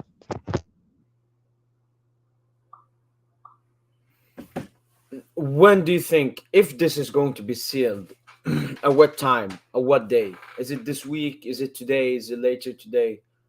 How long will we have to wait? Because I want the manager to be appointed as soon as possible. I can't continue to wait. Yeah, we we don't have a lot of time to. I think preseason. I think it's July 6th or 7th. Correct me if I'm wrong. I think it's July 4th. Wow, bro, this is the 10th of June, and more. Pochettino is still our coach. It's troubling, but let's see how it goes. I I just hope we can get it done before 25th of June. That's it for me. I just hope we should get it done before then and start the plan. Yeah, it might happen at some point this week or maybe next week. That's what it looks like. If they're at a point where they're having an agreement and they're trying to start the transfer windows. Mm. Yeah, I think I see it being soon, especially if PSG have already told the media to report this. Then that's a big indicator that probably in the next few days, and especially since they had officially announced Campos. That's enough. Yeah. That's a very big factor too. That's a very big factor. Let's just hope. I'm just hoping we get a coach as soon as possible, bro. I'm tired of seeing Poch's face everywhere. It's annoying. He kind of said goodbye through his Instagram. I don't want a goodbye. He should go. He should go. Jesus, this guy put me through hell. It's been a crazy season, but we need to get that. We need to get a coach as soon as possible. Let's hope for the new season. That's all I have to say. Yeah, I guess. I mean, it's the only thing you can do. Yeah, this is gonna be wild. Because like the thing is like, who stays, who goes, who's coming in. That's gonna be on Zidane now. For real? The coach. Yeah, I mean, he says what he wants. He'll say what he Yeah, wants. yeah. That's what it is. Yeah, but I feel like he should start selling, even if we get 5 million. Because I don't think if you look at players that we should sell, I don't think they're going to be worth a lot of money. If you really think about it, like Diallo and the rest, they can't fetch a lot of money. But we need to empty our squad and get some new players in, if possible. Now, I'm not saying we should do it like immediately, but we need to start selling. Some of these players aren't levels. They are not levels. Herrera is not levels. He needs to go. At this point, even if it's for free, I don't mind. He should go. A lot of Um, them are gonna have to be losses. They're gonna have to sell them at a loss. Sometimes you just have to take the L. Like sometimes Yeah. it is what it is. We can't have Diallo. I mean, there's probably great players, but they could be great players in another club, not PSG. Uh, They aren't our levels. They shouldn't be in our bench. Shouldn't be in our starting 11. Some of them just like Icardi coming out to say he wants to stay for another 2 years. I'm like, why? What are you doing here, bro? Go. Like it's crazy to me. But I feel the first thing we need to focus on is the sales. Some players shouldn't be in PSG. They shouldn't be. They shouldn't even be in. They shouldn't be near a PSG stadium, in my own opinion. uh, I got another question. So, with Zidane joining, is there any of the big players that don't like this? Like, for example, I'm just saying. For example, if Zidane comes in and he doesn't like Neymar and wants to sell him, something like that. Is there one player that he won't have a Nah, good like relationship with? He will try to sell. He will try to change. Like, will Zidane come in try to change big stuff, or will he come in and change the little stuff, the details that need to be changed at PSG? um. Okay, Uh, Princess, you talk. You talk. I'll talk after you. How would we know? How would No, we I'm know just what? no. I'm asking you if you think. I think he's gonna do whatever he thinks is gonna benefit the the team. I think he's gonna do whatever will ensure him success. I mean, since they gave him the keys, yeah, allegedly, that might Yeah. be the case. But there's really no way of knowing. It's all about how his man management. That's it. Like him selling players because he doesn't like them or whatever. Like these are professional athletes. Like it's not like some locker room drama from some movie or Yeah. whatever. There has to be good enough reasons before you sell or send them to reserves or something like that. That's why those things hold so much weight. They're usually last resort things. I don't know what he'll do. I mean, yeah, how can you really tell? Yeah, that's true. I mean, it's still in the beginning here. We don't really know anything right here. Um, will PSG win the Champions League? See, this is my problem with these questions. Like, why are we talking about Champions League when we are shooting the league? Like, what's Yeah. is the hope that kills? Like, we need to bring down our hopes into. I think how many trophies do we have in France? How many cups apart from the league? How many cups do we have? Coupe de We have France. like 10 plus Coupe de France, 10 plus. No, that No, okay. not Like, us. I'm talking about Actual nah. No, I'm talking about tournaments. like per season. How many? Let's say 18. How many So, trophies? so we have Win? we have the Trophée du Champion at the end of the summer. Then we have the Okay. League and the Coupe de France, and then the Okay. Champions So League. that's So like the that's Super three. Cup, the League, the Cup, and then the Champions League. So four Okay, trophies. let's say three. Removing the end of the league one. I think we should focus on those. I think we just need to play ball. On that approach, we didn't do that.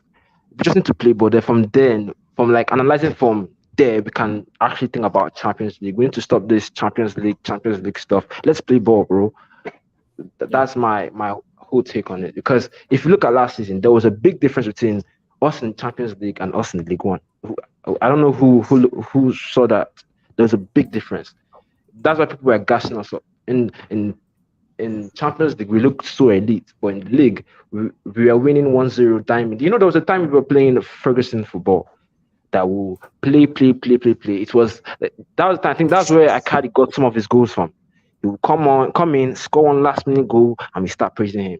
At the point that was what our season was. And we are getting Yeah. thumped by teams. Like, it was crazy. So we need to get stability first. And some players, I said before, some players shouldn't be in our squad. There are no levels. And apart from that, Yeah. we're going to be good. We need to get the transfers right. We need a midfielder. We need a forward, because I say this right now. Apart from Messi, Neymar, Mbappe, the only person on the bench is the bomb Icardi, and you can't even trust his fitness. We're talking about Lador, Paredes. stop saying Icardi's name and not mentioning Draxler, Bro, like Sarabia, and all these other it's guys. the who else on the bench? Forwards, who else? I Who? just said it. It's It's literally Draxler, Draxler. Sarabia. Sarabia is also an Okay. option as well. Like, Ooh, Draxler. I think the door is still open for Sarabia to come back. I mean, it all depends on. He's already back. He's Mm. already back. Yeah, no, he's back, Correct. but like to keep him and negotiate something if he can get enough playing time and stuff. Yeah, but That's as of also right another now, option for the right. as of right now, there's no like, he's a starter for Spain, and he's gonna be a bench player for us. What more do you want? Like, Yeah, what- exactly. So No, because you can't even talk about Sarabia though. If no, he's starting for Spain, it's not going to be benching for PSG. Like, think I've about seen it. his That means link he's with good. Atletico Madrid no, but he because No, he wants to start at the World Cup. that's Exactly. the So, thing, like, you guys. Your fitness at your club affects your performance exactly. with the So I national don't think team. yeah, but wait, he's I'm coming saying, PSG to stay a bench though. No, wait, that hold he on. wants guarantees that he will get decent playing time. He won't That's at what he PSG. wants. He That's won't. He's not going to get that's it. the thing. Exactly. He's waiting Yeah. to see, because there's so many changes that are happening at the same time. Everything is Yeah. so up in the air. He's kind of waiting to see if that is still an option. If not, he can take, since he is linked to other places, he can take that and leave. Sarabia is not Okay. like a bad Remember. player. His first year. Okay. For PSG, Okay. his first year for PSG, he was getting playing time, but it wasn't like a lot of playing time because Di Maria was the starter. But he's been starting for Spain since he's been at PSG. He wasn't starting for Spain he was just starting to start when he was before he left La Liga. But what right winger do Spain even have on the up and up that would threaten his spot? There's no one for Spain that could threaten his spot for the World Cup. No, but That's it's not even just about. It's not even about like his spot getting threatened. Sarabia has ambitions. It's what he wants for himself. He wants to have decent playing time because he wants to play. That is his job. Yeah, He's but not why someone who wouldn't just he- sits on the why- bench. Right now, how PSG is constructed, if Sarabia plays well, why wouldn't he get game time? No, that's the thing. There's no guarantee of that because it hasn't happened. True. Like that's what he's waiting for. It's not like he's not completely closing the door on PSG. He's waiting to see if that is even an option. Because how do you go from being that guy at Sporting this past season, and to coming back and probably not even getting half of that amount. Exactly that's my point. That's my point. So if he has ambitions, he's not going to stay PSG. He's a forward, right? He plays Yeah. forward. Exactly. He plays winger. It's He's like a a right winger. no-brainer. But No, it's Exactly. he's Like not a number nine. such No, a no, huge. not number 9. He's a winger. No, he's not number 9. number No, but 9. he's not. He's not. But Nah, the he's thing not is even an that, like, inside forward. He's literally a winger. Sarabia though, like he's been great for Spain, so far and stuff. And He's been Spain's best attacker for the last 2 years. You can say comfortably. yeah, did you see his Euros as well? Like, and he scored, I think, like recently. What was that, yesterday or the day before? I don't know. He's cold. But my whole thing is, Lidor, we're saying this, right? Like, we're saying we need these players to. But what players do you see right now that make PSG better that actually want to come and be bench rotational players? Like, who are those players that you think right now? True. That's the point. I'm just saying we need just a forward, just one. It doesn't have to be 2, 3, just one. Would That's you my- want that's my issue. Ekitike or would you want Ekitike or Skamaka? Wait, I thought Newcastle were getting the Ikitiki guy. No, He's it's been not linked to done yet. Newcastle. So something fell off. The door is still open, but I think they wanted more money. Is that the case? What happened with Ekitike? No, Something I happened. think it's more Ekitike not being that happy about. I mean, of course, he would prefer a move to Paris Saint-Germain instead of Newcastle. So I think it's just a delaying in the transfer, as it is with Paul Pogba, because I think that Newcastle and Stade de Reims have reached an agreement. It's with the player right now. Yeah. That's what I was about to say. We just need to get forward. Anyone, like, but the problem, the another issue is, will they play and will they come to a club to come and sit on the bench? Because that's going to be the reality. So that's it's No, I tough. think so. I think That's so. Listen. why. It's tough. That's why you get them when they're young. Ekitike is young. Yeah. Exactly. So it has to be a young guy. It cannot be an established Yeah. forward. It's not That's what gonna I'm be. It's saying. not gonna happen. They're not. These guys are not established forward in that sense. Yeah, Ekitike is like fine. 19. Like, is he 19 or something? He's really young. Also, Yeah. we have Callum Wendo as an option as well, who's not closing any door. Okay. He's another option. He's a 9. He's about 20 years old. Kind of. It has to be someone who already is in rotation. Callum Wendo gets rotated. But everything depends on the coach. Like, everything is on the coach.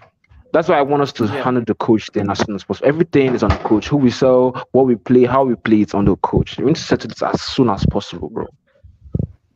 But I remember we said this before, and I think PSG have done perfectly. And it's that we have done everything in the right order. We started with a sporting director. Now we get the manager, and then we get the players. Wait. I have a question though. Yeah. What is his role? Because I saw football advisor. What does a football advisor do at a club? You like, talk about Campos. Yeah. I think he will have a negotiating role with players. Like, he will be the one that flies out to other cities and talk to the agents. And then I think he will have a scouting role where he will find the talents. That's pretty much it. Okay. Fair. Antero Enrique will sell the players. Okay, cool. Zidane will do the rest. So there's a good balance. Everyone knows what to do. Whilst Leonardo had power of everything, but wasn't the best at everything.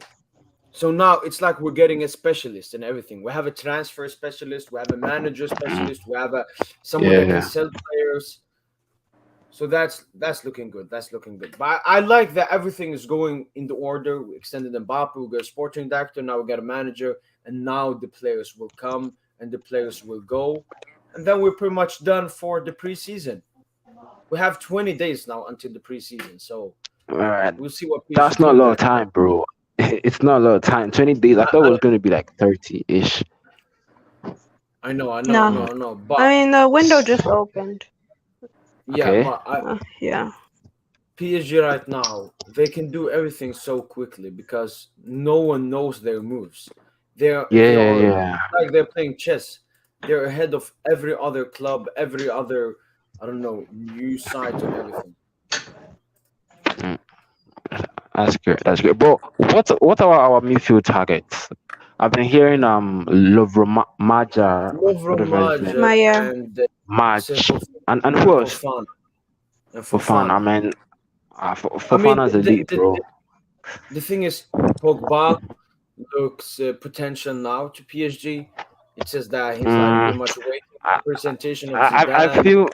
feel that's all the media do. I don't believe that. It's like it's a media thing for me. But let's see, bro. You never Yeah, know. no, but then comes the question: why hasn't Pogba signed for Juventus? They said it was Mm, pretty much done like 2, 3 weeks ago. yeah. He also said he was taking his time when making his decision. Ex- yeah. So it's like I don't really believe that aspect of the news. I'm just waiting for something actually reliable to come out because it's just hearsay on the whole Pogba thing for me. In my own opinion, it's just Yeah. hearsay. Good morning, Tyler. Um. How how how will he line up then? If we say a 4-3-3, is it Donna in goal? Do you think he will Mm, play maybe Navas? Navas, bro. This we haven't even talked about the keeper stuff. Donna came out to say that the club will have to make decisions because he doesn't want to play this game and bench that game. So I don't know. I think it's going to be the same situation as last season. I think it's maybe I Donna don't think playing so. champ. But because I we don't haven't think seen so. anything regarding Navas though. No, We because haven't the seen any. decision has been made that it was Donnarumma. I think just wants to stay. Fizz. Okay then. I think as long as they don't rotate like last year, I think they'll be fine. I think the Fine. rotation really messed it up for them. Yeah, Um, yeah. yeah. So I don't know. But with the whole formation thing, everything is going to be about the forwards because if you say 4-3-3, then you're going to have to put Messi at the right wing because Mbappe likes to go like he's our four, he's our nine, but he likes to go left to middle. Those diagonal runs. Like if you watch the game against the game where Messi did that crazy pass to him. It was like a middle to right or left to middle run, diagonal run. And I don't think we'll survive with Neymar on the right wing, not to talk of the left wing. So it's crazy. I wanted us to play the 3-4-3 because our forwards won't have to be wide. It's going to be the wings back, but we haven't adapted to that. That's why the preseason is so important. We need to test new stuff out. But Honestly, I if we think a look four at four two. I think 4-4-2 is what we need to play. Nah, If we don't. Dembele and Pogba come in, 4-4-2 is where we need to go. I mean, How would that Marky, work for though? me, I want to look at how his Real Madrid. The thing is, Zidane is flexible and adaptable. But if we look at his Real Yeah. Madrid side and how it was built, at the back, one offensive wing back and the other one a bit more defensive. So maybe we can see that with Hakimi and Nuno. Maybe Nuno is the more defensive one, whereas Hakimi is the more Okay. offensive one. Hakimi becomes the Marcelo, and Nuno becomes the Carvajal. All And then right. he will play a three-man midfield. Verratti, Pogba, maybe a new midfielder we sign, and then we have the front three. But if you said 4-4-2, how would that look like with the personnel we have? Will it be like It Messi and it would Mbappe at top? Yeah, it would be Definitely. Messi left inside forward. Oh no, Messi right inside forward. Mbappe left inside forward. Neymar on the wing, and then if Dembele is that winger, Dembele, or if it's Sarabia. But my whole thing is with Zidane and with PSG, we've known that the front four or whoever the attack is, they can alternate. Messi won't ever stay where he is. Neymar can come in central. Mbappe can go in on the Yeah. wing. Like it's a lot of Mm, intelligence Yeah. that they have built. So mm, yeah, Um, uh, I mean, a lot of people say this often that PSG need a DM. They always we talk don't. about the center defensive midfielder. But Yeah, it isn't a must. It isn't a must. it isn't a must because we don't have that Pogba type of player in our club. I think it isn't a must, but it's not a crazy axe though, in my own opinion. But we have We do Verratti though. have that. We have that DM. We, It's we have a Verratti. It's we Verratti. have Verratti though. But the problem is fitness and his replacement. If Verratti isn't fit, who's playing? Yeah, but I It's think that another. That's also another. I think Verratti's kind of turned the page this year. I think he's turned the page when it comes to fitness. Honestly, Yeah, this is one of the Yeah. most consistent I can seasons agree with I've that. ever seen from Verratti for club and country in like the Yeah, longest time. yeah, yeah. First. I think I don't know if it's previously been mentioned in the other streams, but um I think Verratti's injuries are also linked to how much work he does, Yes, and that is for club and country. And also like either the medical staff in Italy's national team is to question, or he's just really overdoing it. He gets like his international breaks freak me out because it's like, oh, Verratti got injured before he even plays. Oh, Verratti got injured after one game, and it's like, oh my god, like that freaks me out the most. But I think it's because he's literally doing too much at this point. yeah. At the state of Italy's midfield, like I feel like there was a point where he was just, especially that North Macedonia game, like he has way too much on him in general. So I think there's that. I think his injuries might reduce if he had to like run less and all that stuff, doing the work of like two other people, along with his own. Yeah. I He's think been I a kind of agree. mule for this entire Yeah, like midfield. It's yeah. sad. Um, SSB said here that okay, but what elite team right now doesn't have a sitting DM? Verratti is more of an 8 to me than a 6. Nah, Or he's just a different. Yeah, but six. when you no, I'm saying He's my He's whole just thing he's he's eight kind though. what I'm he's kind of a box to box. No, yeah, he yeah, yeah. can No, what I'm do. saying is He can do a lot, bro. He's like actually very versatile position wise.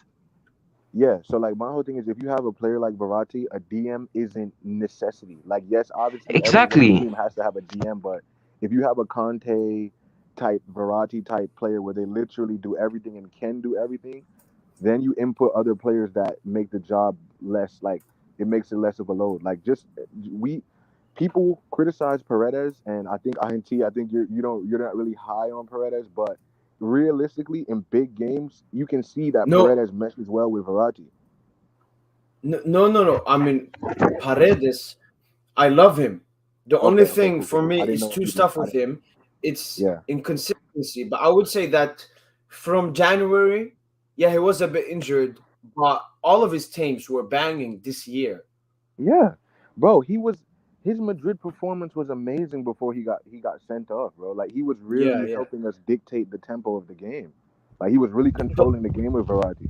Yeah, he was really yeah, the good. only thing with Paredes is like his off the ball game. Like when the Mm, other team has the ball, yeah. when he And has see, the INT, defensive breaches.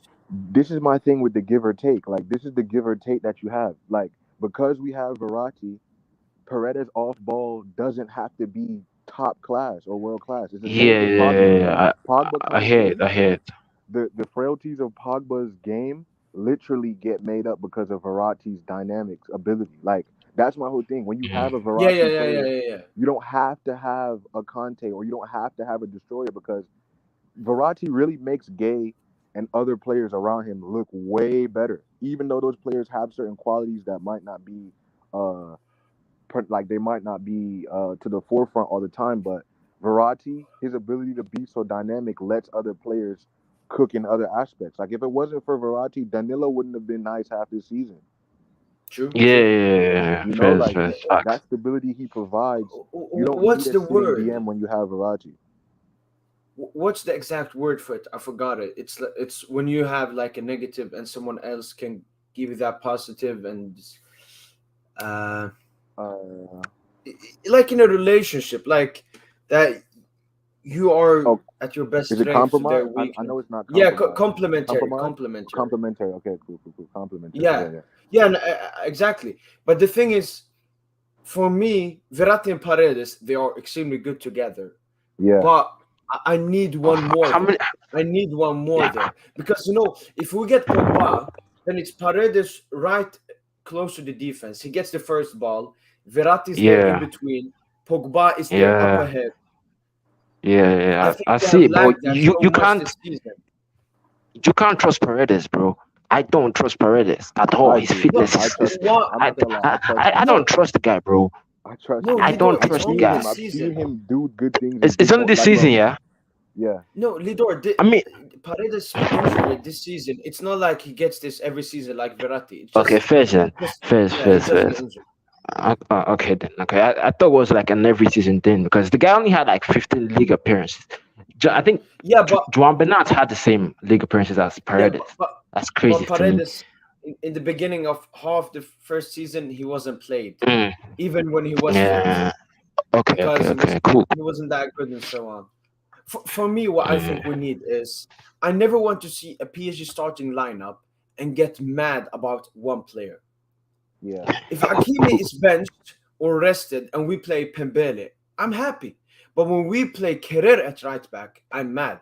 When we start Icardi, I'm mad. that I don't want bomb. to be mad at the lineup. I always want to That be bomb. happy. It's not Yeah. even I that. It's hear. like getting sick looking at the lineup. That's another thing. Yeah, Yeah. I don't want to wish before the lineup. Oh, please do this. Please do this. I just want to be excited. I want to be all right. Let's see the lineup. Mm, Oh, Zidane's yeah. gonna try Yeah. this. Oh, he's benching him. Oh, he's starting him. Oh. We got two comments related to each other. The first one, Psgint bro, question for Lord K. Thoughts on how Mbappe was saving Pochettino? It was Mbappe, inshallah. And then PSG system focuses too much on Mbappe scoring. We're not winning Champions League like that. Bro, but wait. I Go mean, to the first, that's go to the the only first question thing. again.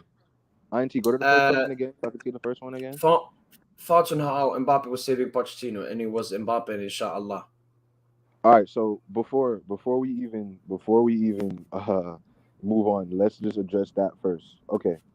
So if you've been watching PSG, you saw how for Tuchel's last year at PSG, how Mbappe was horrendous in the 9 role. He was horrendous. Like if he wasn't playing right wing, it wasn't gonna work. So you can say Mbappe was saving Pochettino, but in that same breath, I can say that Pochettino kind of empowered Mbappe in PSG's in the role that he played this year to be that guy. So you have a point, but it's also Pochettino deserves some credit for how he had Mbappe performing in certain situations. And you might say that it's all Mbappe and inshallah or whatever the case may be, but this whole season, a lot of players stepped up. Hakimi stepped up. Marquinhos stepped up. Yeah, they had certain situations in the Madrid leg. We can't overreact to that. But honestly, you give Mbappe the credit, but a lot of players like Marquinhos, Verratti staying fit for most of the season enabled Mbappe to be who he is too. So it was just about time. I mean, no disrespect to Mbappe, but about time. Like about time you've stepped up and actually played like the player that people call you. People call you the best player in the world. So it's time to show that. Yeah. Simple as. But do you think that we're over reliant on Mbappe? No, bro. It's easy to say somebody's over reliant on the best player, like of the best performing player. But how can you not be over reliant? That's like saying you have a Mercedes and you don't want to drive a nice car. If I have my Mercedes, why wouldn't I drive my car? Didn't I pay for it? Is it not the performance that I paid for? I deserve to get. But then comes the question and says, you have a BMW in Messi, a BMW in Messi, and you have an Audi in Neymar, but you ain't driving them. But that's also true. But let's be honest. I think it wasn't Pochettino alone. Messi literally was unlucky this season. Like there's so many goals that Messi typically makes that he just didn't score them this year. Like that's not up to Pochettino for Messi individually scoring. I just blame Messi. He just wasn't up to par this season, finishing wise. Like we just have to. I feel. For me, Messi is two sides. It's first, I mean, how Pochettino uses him in weird positions and so on, and then I think it's the mental effect he still has from being kicked out from his home in Barcelona after 17 loyal years. But I think that next season that will go away in his mental. But for me, Yeah. Pochettino, there's one player I hate how he has used him, and that's Neymar. The Yeah, worst Neymar I have ever seen is Neymar under Pochettino. yeah. No, that for Yeah, real, it was bruh. actually pitiful. It But was bad. and INT, the thing about It that was so INT is, bad. the thing about that INT, with that being said, Neymar would get most of the blame for it. But when we watch Neymar, bro, he's working so hard for the Yeah, yeah, team. yeah, Like yeah, yeah. he Yeah, works yeah, yeah, so yeah. hard. He That's presses my more only thing than that I don't Neymar like and with that Messi, No, team. Mbappe and Messi combined. Bro, I literally mm, don't like how people skate. Like, okay, I get Neymar is the guy that people want to scapegoat, but bro, he works so hard for the team every time he's on the like, bro, he's damn near playing DM a lot of games. He's running back to get the ball and then still has to Yeah, create and score. Like, that's, come yeah, on. yeah, yeah, yeah. No, Neymar, like, he ran the most after Verratti a lot of yeah, those times. I remember, like, in the Yeah. first leg against Man City, the one where we won 2-0. yeah, That, I saw Neymar's heat map. He was everywhere and nowhere at the same time. There wasn't a Mm, single spot on that heat map where it was red. But he was all over the place. And so, like, when we look at, like, oh, we're playing defensively well and stuff, and it's like, that's probably because, like, Neymar and Idrissa Gueye, a lot of the times, they were filling in gaps Yeah, the whole time. And yeah, yeah, I was just, like, looking at that, and I'm like, this man has turned into a workhorse all of a sudden. He makes those sacrifices. And so I don't like, like you said, I don't like it when people use him as a scapegoat at all because, like, really, imagine if he wasn't doing that. I mean, why imagine? We saw it for 2 months. It looked like the quality of the whole team sunk even lower. yeah. And when When he Neymar was came injured. back, Yeah, yeah, like for those 2 games against Monaco and those games against Nantes, those were the only games where we looked absolutely pitiful since his yeah. return. Everything else looked better. It's true. Like that, like when you look at all that, I would after that Saint Etienne game, it was just like it was dragging my soul. Every single freaking game was like pure torture. The thing is that Mbappe's goals would save us. So we would kind of like we wouldn't forget about how bad we were, but it kind of like was like okay, we didn't suffer the consequences for those nasty performances. Honestly, Princess, you know what my whole thing was this season, and I'm gonna be 100% honest to you. Like I said, I'm numb to League On, but when PSG lose or when we play bad in League On, I was actually like I wasn't mad because the fact that we're getting put like you can say we weren't playing to the level, but bro, we were getting played by teams a lot this year. Like teams were coming to play, like raising the intensity for us to like. That's why I really look at the Madrid fixture. I look at the Man City fixture. I look at the Leipzig fixture. I look at the Club Brugge fixture.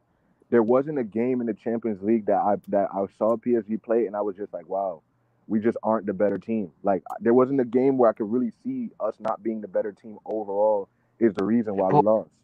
here's my issue. Why can't we be good in both competitions? Though? Why are we choosing to be We good in this were. and be trash in that? Weren't we good in both competitions this year compared to what we've been the year before? Wait, No, like by our were we watching the same standards, games, bro? like Thought by we our were watching the standards, same games. I don't think that's true because the thing is, the one thing I will say that the season has done for me is that I'm not afraid of any opponent. It's Right. kind of like what you said earlier. They were getting played no matter what in Liga. I really am not afraid of anybody because I know our opponent could win against us, and I know that we can win against any opponent. Right. There's nothing that surprises me. This entire team, like you had like bottom tier, like what was it? Bordeaux almost equalized like in the last few minutes against us. They still lost, but we had Lorient show up. Metz, who are like relegated, showed Ren. up. Ren, yeah, but like Ren is good. Yeah, Like yeah, they're that's great. yeah, but like it's like from top to bottom to middle of the table, there is not a single no, I team. mean, if I can say it, this season PSG have scored the most goals after the 85th, 88th minute in their entire history in one Oh, season, like I said it earlier, which bro. There was a means time we have we been played dirty saved football. a lot, and At the point, yeah, no. we didn't really score 4 goals in a game in the beginning of the Yeah, season until the end, yeah, apart from the Clermont game. So yeah. yes, this season, yeah, of course we were worse last season in Ligue 1, but I still think that this season it was disgusting to watch PSG. I mean, the way teams came to Paris Prince and dominated. Exactly. Where's the That's honor? my point. Why, Yeah, where's the why honor? can't Where's we the pride? why can't we be consistent in both? How are we beating Man City, then we're Yeah, getting bombed by middle table teams? It doesn't make sense to me. yeah. Like it's ridiculous. For me, I don't get it. I demand No, consistency in competitions. That's my thing. no, The league run was shit. Let's say how it was. If a serious team, let's say Marseille, Lyon, Rennes, if they were serious, if they were strong, we wouldn't have won the yeah, league, and that's facts. I'm yeah. being sorry. I blame the way we're playing in Ligue 1 on how much PSG is obsessed with the Champions League. Because when PSG, the club itself, is so obsessed with the Champions League, it affects the players. So then the players are only at their best game in the Champions League game. Because we see a totally different PSG. I remember the game before we played Real. We didn't play that good, and then Yeah, we played a 10 out of 10 performance against Real Madrid. But exactly, bro. Like, we try to play 10 out of 10 for every game. yeah, it's crazy. It's And we need to rotate. We need to rotate more because yeah, one thing for that's sure. very important in football it's form. We saw that with Salah, for example. In the beginning of the season, he was getting Ballon d'Or shots, and now Mm. he's being memed everywhere. So Yeah, form is very AFCON really screwed with yeah, yeah, him. yeah. And I Yeah. think that He at PSG, Salah brought the meaning by yeah, and himself. I He think caused that Pochettino didn't play his lineups due to form. He played them due to their FIFA ratings. That's why Wijnaldum started playing so many games. He had the fifth most yeah. in PSG this season, not because he was playing well, because he has a high wage. Pochettino was the one that brought him in, and he has quality, has Premier League quality. We need to play players on their form. If Pembele is playing better than Hakimi, you play Pembele. If Sarabia is playing better than Messi, you play Sarabia. Nah, I mean, I hear it, but there's the realistic side of it. It's not gonna happen. It's No, like I'm saying just saying No, this is I actually example. think it it's like will. I'm just I saying it's not actually gonna think it happen. can this time. yeah. I'm It's just There's saying not gonna there's fly. no. there's that part and there's the realistic side of it.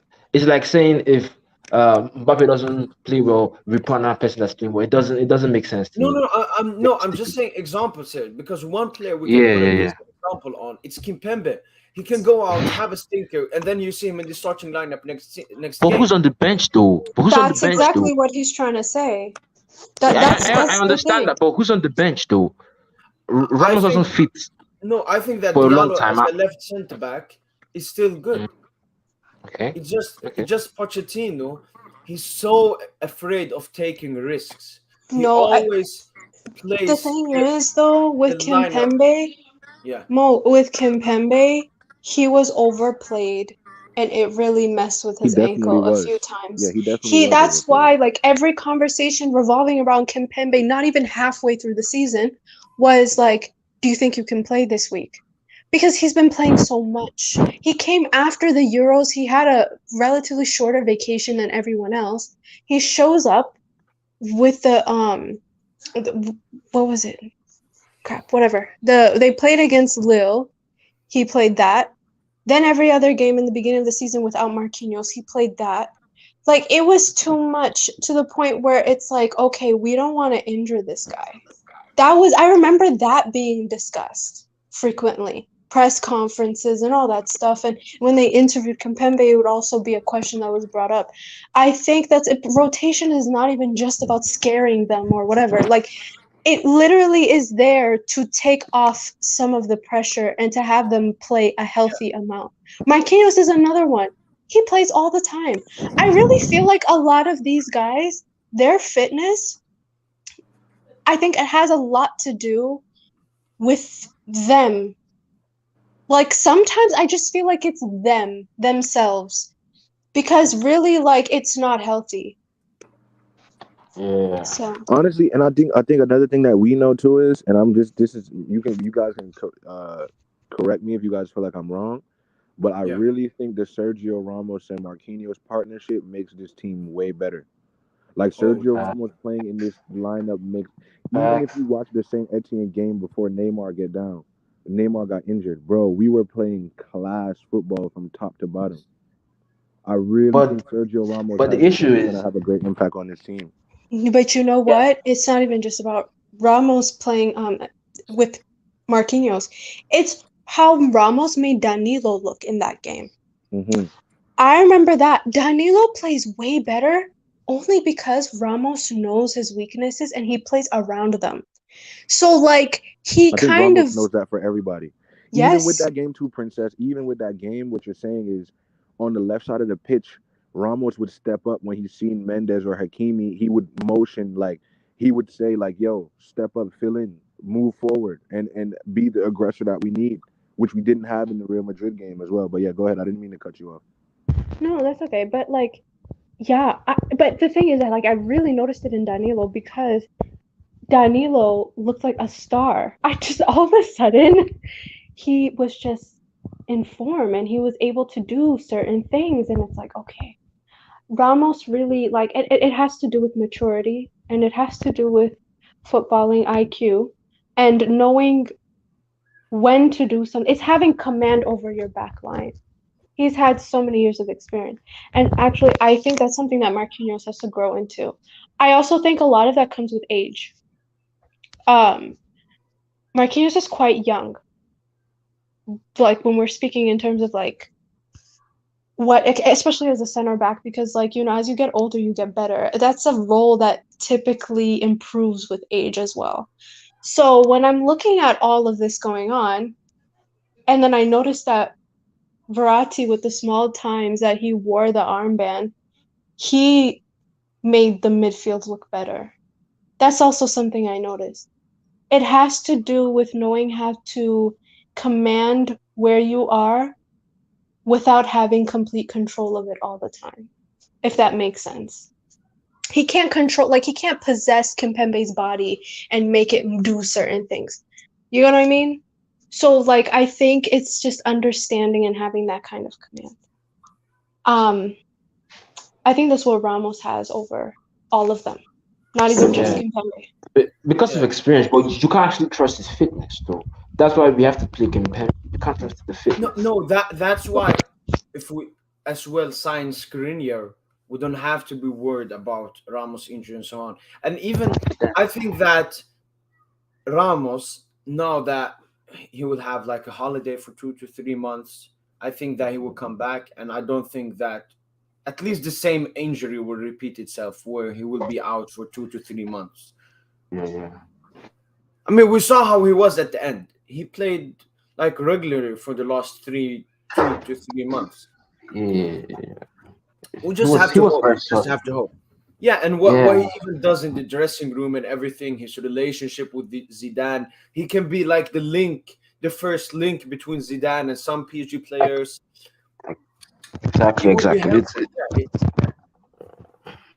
that's why I've always been against the resignation of Ramos, because if you want to terminate his contract, you have to pay up his full wages. So it's just better to pay him the wages as him, and he's here with the squad, with the players, can play sometimes, than losing all the money for free for I nothing. also think that maybe if like some MLS team would have bought him, I think that would have probably been off the table, but I don't think that's what he wanted. I think the proximity to Madrid is something that he needed. Um, Also, I think his fitness probably should look better. I mean, it looked better at the end of the season. Yeah, So, Yeah, let's just hope. Like, I don't expect him to be 100% fit. Like, that's just not it. That's not going to be the case. This calf thing is going to probably turn up again at some point. But I think the worst of it was probably dealt with. Probably found a solution for it. So I expect to see him more next season. Go back to the Skriniar signing quickly. So PSG reportedly have made a 50 million bid, which Inter has rejected. They want up to 70 million. I mean, the thing is, Inter Milan are desperate. They need to sell around 60 million to keep with their like economical stuff. Should PSG play hardball and stick with 50, maybe 55, or should we just go up so we can get him? No, you if 50, we wait to see because like that's not a position that I feel like we drop 50 million before we get other signings done. You know what I'm saying? Like Yeah. if we're getting other signings Yeah. for free and then that becomes the signing that we make and that's the signing we spend for Yeah. after Yeah. everything else is done, calm. But we don't need to jump the gun and sign Skriniar before anything even happens because even at a certain point, I get it, he might be older, but the 50 mil for Skriniar, I would rather pay 20 something mil for Koulibaly if that is an option. Not saying that that's an option. I'm just saying what I would rather do than just send 50 million to them for Skriniar right now. Yeah, I don't think it's I gonna don't change. know. I don't know why Inter are playing hardball because he only has 1 year left on his contract, and it's Yeah, not like other big clubs are also interested in him, so that the yeah, price goes up for right. like with Chouameni. Yeah. I mean, He's Skriniar is not only like a PSG, Hakimi. and they need the money. Exactly. But he's not a Hakimi type priority for us. Like when it was Hakimi, I don't care what it was. Just send it. Just send the offer, put it on the table, let them sign it. If they want to reject it, they reject it. But I don't think we're at that dire, desperate need for Skriniar to be wanting to up the ante and go upwards to Yeah, 60 million. Nah. Yeah. Inter, nah. Yeah. We're not Chelsea. You men aren't gonna bait us into giving you guys financial compensation. Yeah, Forget that. I completely agree with that. We have so many positions that we could spend that type of money on before we get to the defense.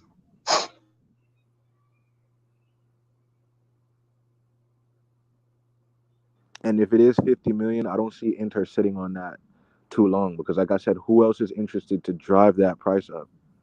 Yeah. For sure, for sure. Nobody's interested in him, so I think they'll just try to push it to like let's say 60-ish or 55. Then probably agree. But as I said, it's not necessary. Like it's something that we could do, but we have more important positions we can spend that type of money on. And honestly, INT, we don't need to be paying more than what we paid for Hakimi. Whatever we gave for Hakimi, that 40 million with the 15 million in add-ons or whatever the case may be, it doesn't need to be any more than that at all. So like if Yeah, it's 50 million, I'm yeah, go ahead, Lidor. no. I was just like I was listening to you. Continue. I was listening to you. No, yeah, I'm yeah. just saying like I, go INT, I mean, go. I'm on the same level as you. I think that with him having 1 year left in his contract, no other clubs being interested in him as PSG, and we not being that reliant on that position, not important for us, we should just wait until Inter say, all right, just take him. Yeah, exactly, bro. Yeah. I'm on that level too. That's it for me. It's not a priority. It's not something we need right now. PSG should go get for Gavi from Come Barcelona. on, The fucking La nah. Liga clubs are Yo, desperate for money right now. he called us. He called us Brocolonia, bro. The disrespect is Skriniar is worth it as long as we get midfielders. Yeah, exactly. That's the No, point Lord he K is had worth it. stated. He's worth it. Of course he's worth it. Yeah, exactly, but but it's not. he's not a priority. It's not on the list of the most important things we need right now. He's like Yeah. maybe number 3, 4. So that's the whole thing. Is two midfielders enough? Like if we sign Pogba and Maya, We is only that need 2 enough? though. No, I I think think we they're only need trying to 2. buy. I think they're trying to buy like a host of players. Like I think they're trying to get rid of everyone and get new people and get a replacement for the new people. Not a replacement, but you know, What's INT, that you know youngster bench. the name? only Emery. the, Yeah. the only midfielders that I want us to be going to get, like if and they might sound like, I don't know if you guys feel the same way, but these is who I see. Like, this is who I want PSG to pull from. Pogba, whatever, like whatever, however that goes, we see that the links are there. But Paqueta, if Casemiro doesn't get extended, and my main target that I've wanted for years is Milinkovic Savic from Lazio, bro. I think he's the player that we need to be dying to get, like, to secure. That's the only midfielders What that I want us to get. what Paqueta, position does he play? Casemiro, I He's and gonna mean, be Savic. pricey. yeah, I Milinkovic mean, Savic is gonna be expensive if we ever do Yeah, yeah, but but get the he's him. thing What always so is, he position? isn't. How much years does he have left? He hasn't re-upped yet, has he? Has He he re-upped in doesn't the last have 2 years? let me check. Let me check. And no, he wants, like he's and he wants to probably leave. trying to He leave. wants to leave. Yeah, Yeah, he wants to What, leave. mm, he wants to leave, but what's his we've been position linked though? for What's his so profile? many years. What's his What's his profile like? It's profile? like Center yeah, mid, like center mid. position Yeah, Yeah, wise. a he's bit like a offensive center yeah, midfielder. he's a D. But he can fill that holding role. Like, he can be Uh, the sitting midfielder. fair, fair. Yeah, Like contract how of much do you think he'll cost though? How much do you think he will cost? He would be like 60, 60, 70 mil, 70. 60, Yeah. 70 mil. He would be I like mean, Uh, the that. thing is, Leonardo was previously after him. He loves his Serie A players, and he wanted Milinkovic Savic for like 2 seasons, but it didn't go nowhere.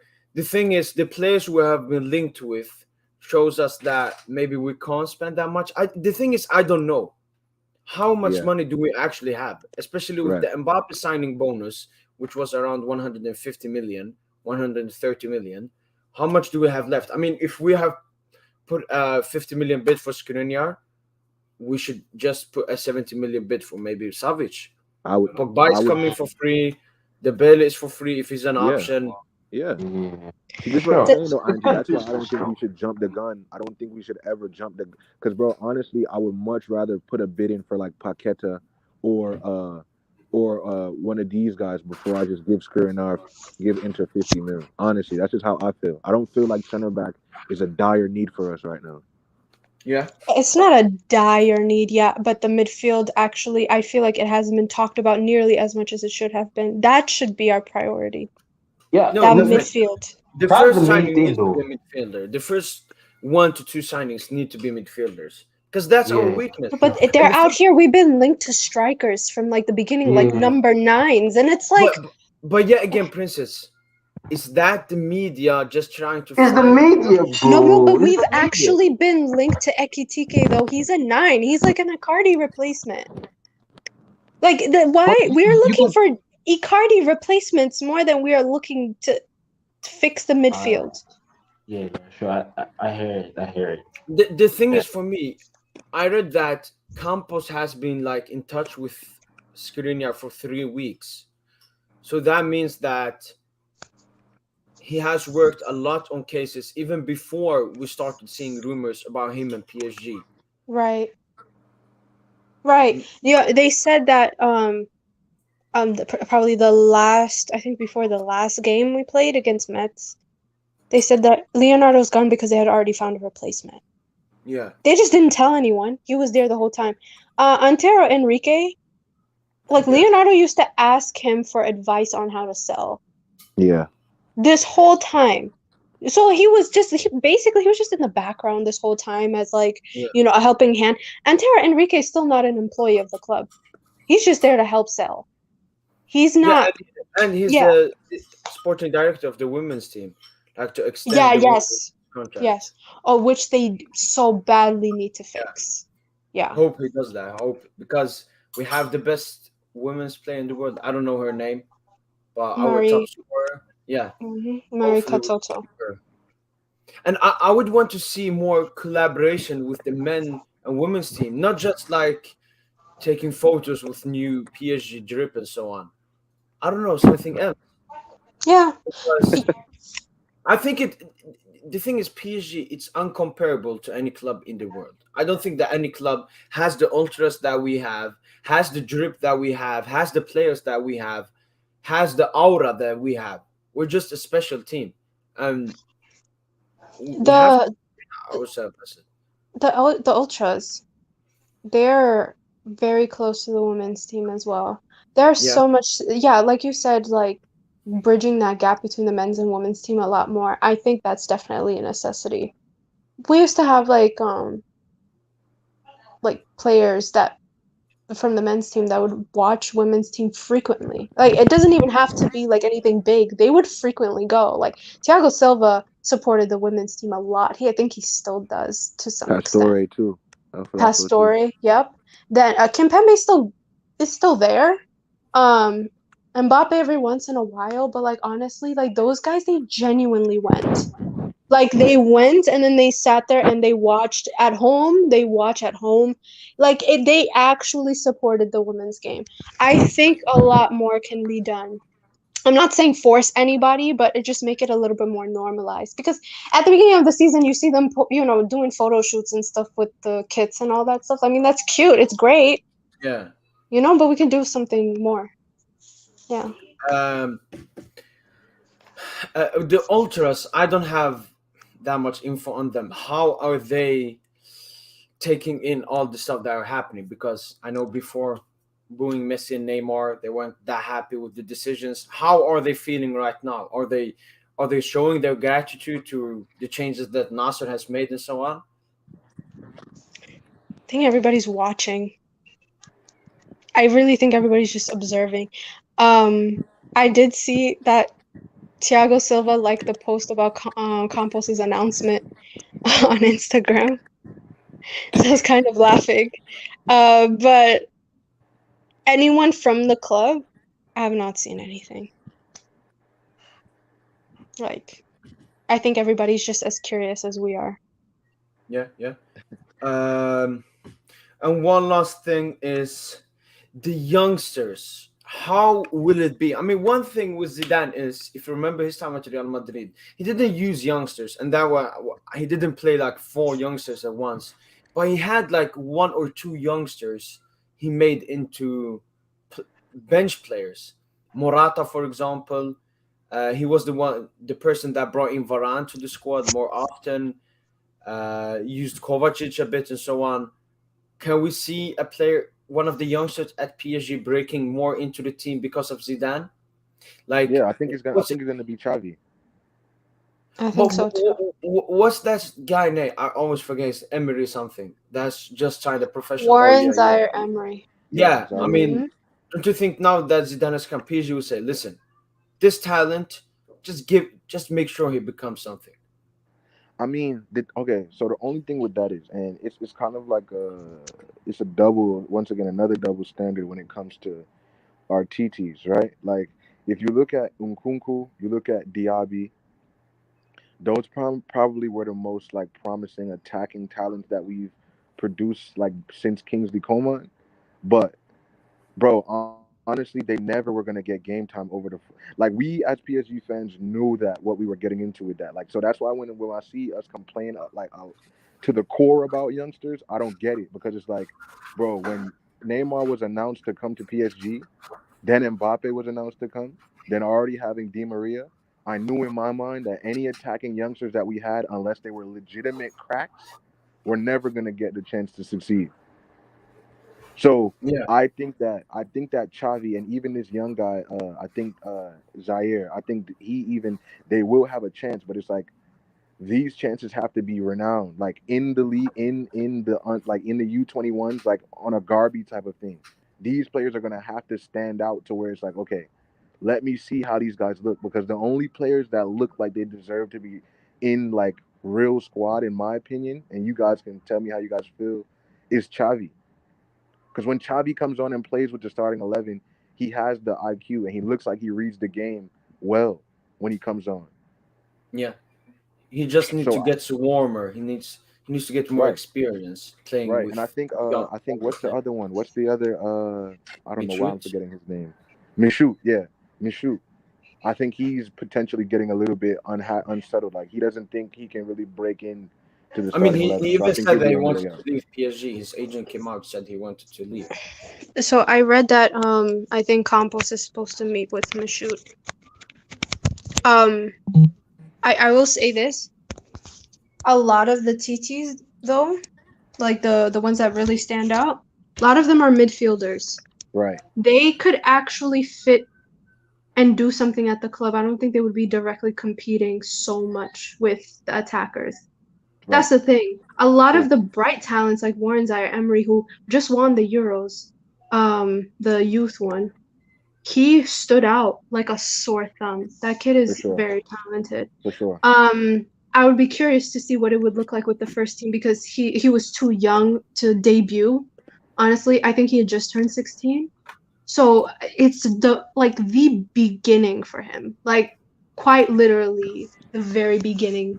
I think every other player except for Xavi, I actually think the other ones are probably a little bit more have a lot more talent, natural talent than Xavi. Xavi Really? is someone like who Who come would you say? out Who do the you are you gate. saying Zaire? Are you saying Zaire has more I think natural he talent? is no, he looks more comfortable. He looks more ready. Garby looks more ready, even if he doesn't have as much raw talent. He's a hard worker, so you really don't know which part it is. Is it hard work or is it talent? I don't know. But I think it's he both for looks Garby. right. He looks more ready mentally. His debut was probably the more convincing one for me. Xavi, he needs time. That's not a bad thing. That's a normal thing. And that's what I want to say. Like, we need to have realistic expectations for them. But I think Yeah. if you were to say that who Zidane would probably give more time to, that would be Xavi. But I see that being the case. even with you saying that though, Princess, like, bro, I just saw something in Xavi when he come. Like, one, he works hard, and two, he might make a mistake or take a risk, but it's the fact that he actually has the audacity to even try those things. You know what I'm saying? Like Yes. he had the audacity to even try it. And I know INT is gonna love this, but even in instances where Genie wouldn't try to do things from midfield, Xavi would try to literally be that guy. Like I would see him try to play a return through ball to Mbappe on a no look run or on a disguise like reverse pass. He has the Yeah, I tech, mean, he has the IQ to play like that. So that's why I like Xavi's profile a lot Yeah, because you for can just see sure. he takes what he takes what he sees from like it's almost like Nkunku and Diaby. Like if you see Nkunku and Diaby play, they do so much things that are eerie to Mbappe and Neymar and Di Maria's game. It's insane. But then Because you they were see that, there. yeah. That's another factor. Their surrounding, like, it's so funny. Like the tackles that Xavi would make looks like Idrissa Gueye. Yeah. They absorb everything that they see, and they look so much better because of it. Like I mean, when I see Garby, I see elements of Neymar, I see elements of Messi, I see elements himself. Sure, I see that. Like When I these see kids, Garby, I like see Lucas a lot. I see Lucas and Lavezzi and Garby a lot. really, I Yeah. see. There are moments when he plays in the youth, not so much with the 5 minutes he got with the first team. Yeah. I saw a little bit of Pastore, depending on where he plays. Mm. It was a fleeting thing. It was like if you blinked, you missed it. I don't know what it was. It gave me like nostalgia vibes. There is something so nostalgic about how he plays. So when you say Lavezzi, like I'm not surprised. You see that?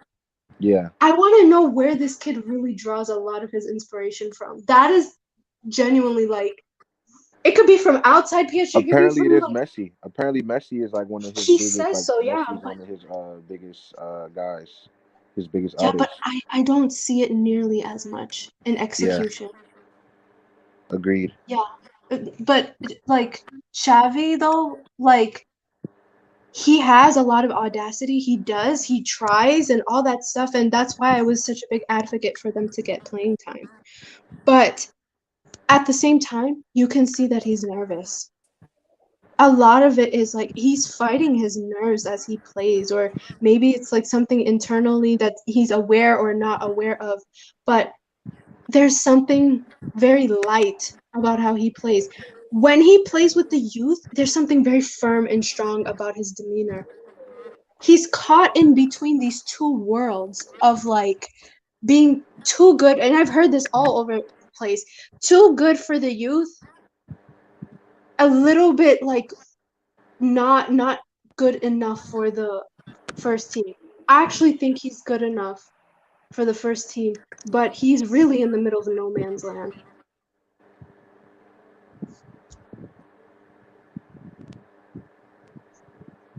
Hello.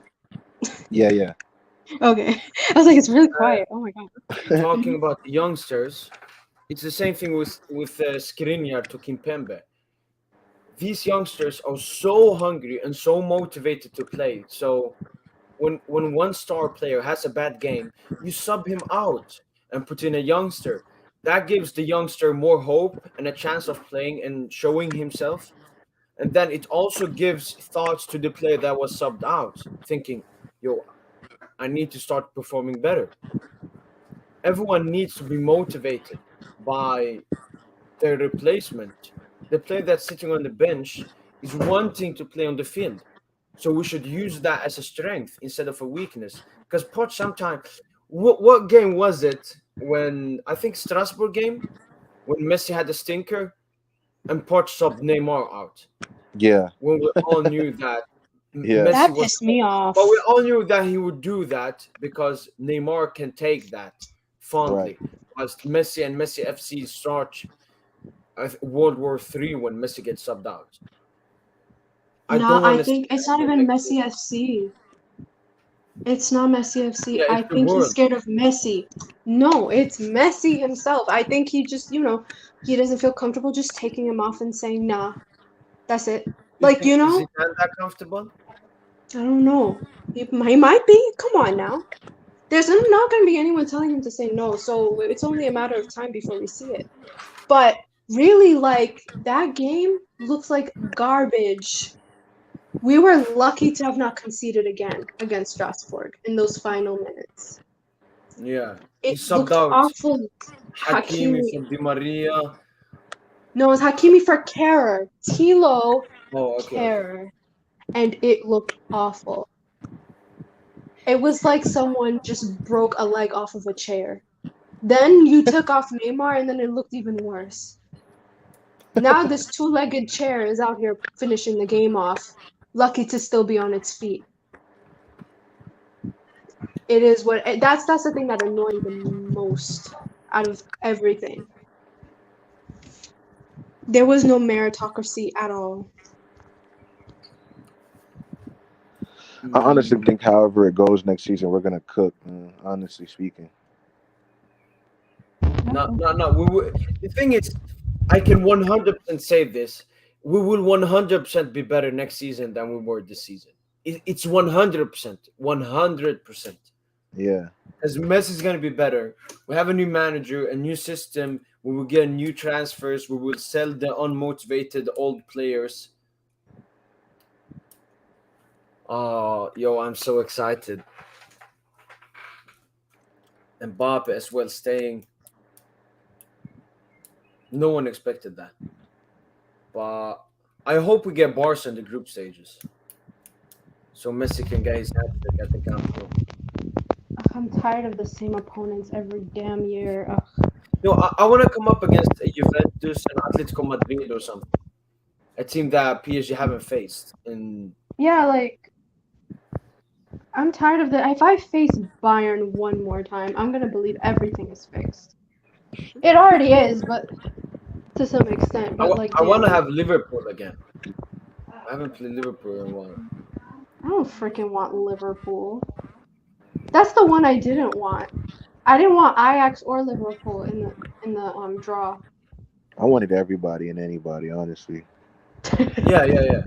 I mean, I've That's what- seen people like, oh, PSG are unlucky Family, with like, draw. there's nobody I'm like.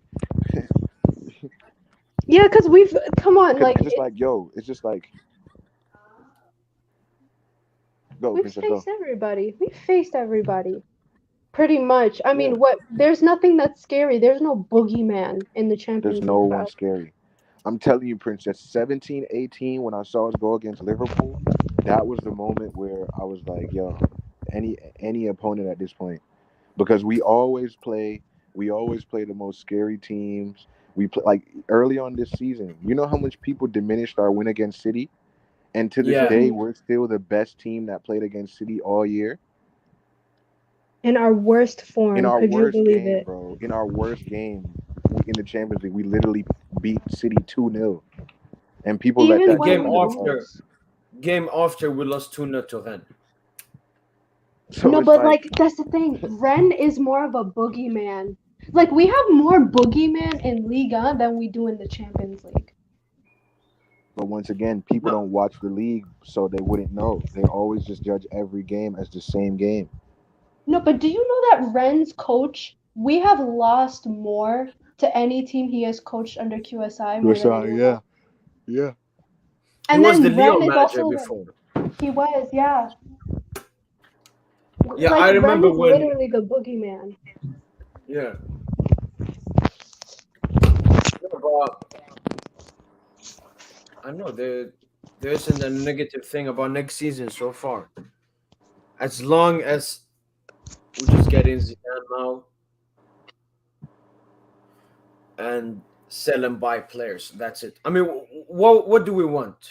Two midfielders, a Di Maria replacement, and a centre back, and maybe a Icardi replacement.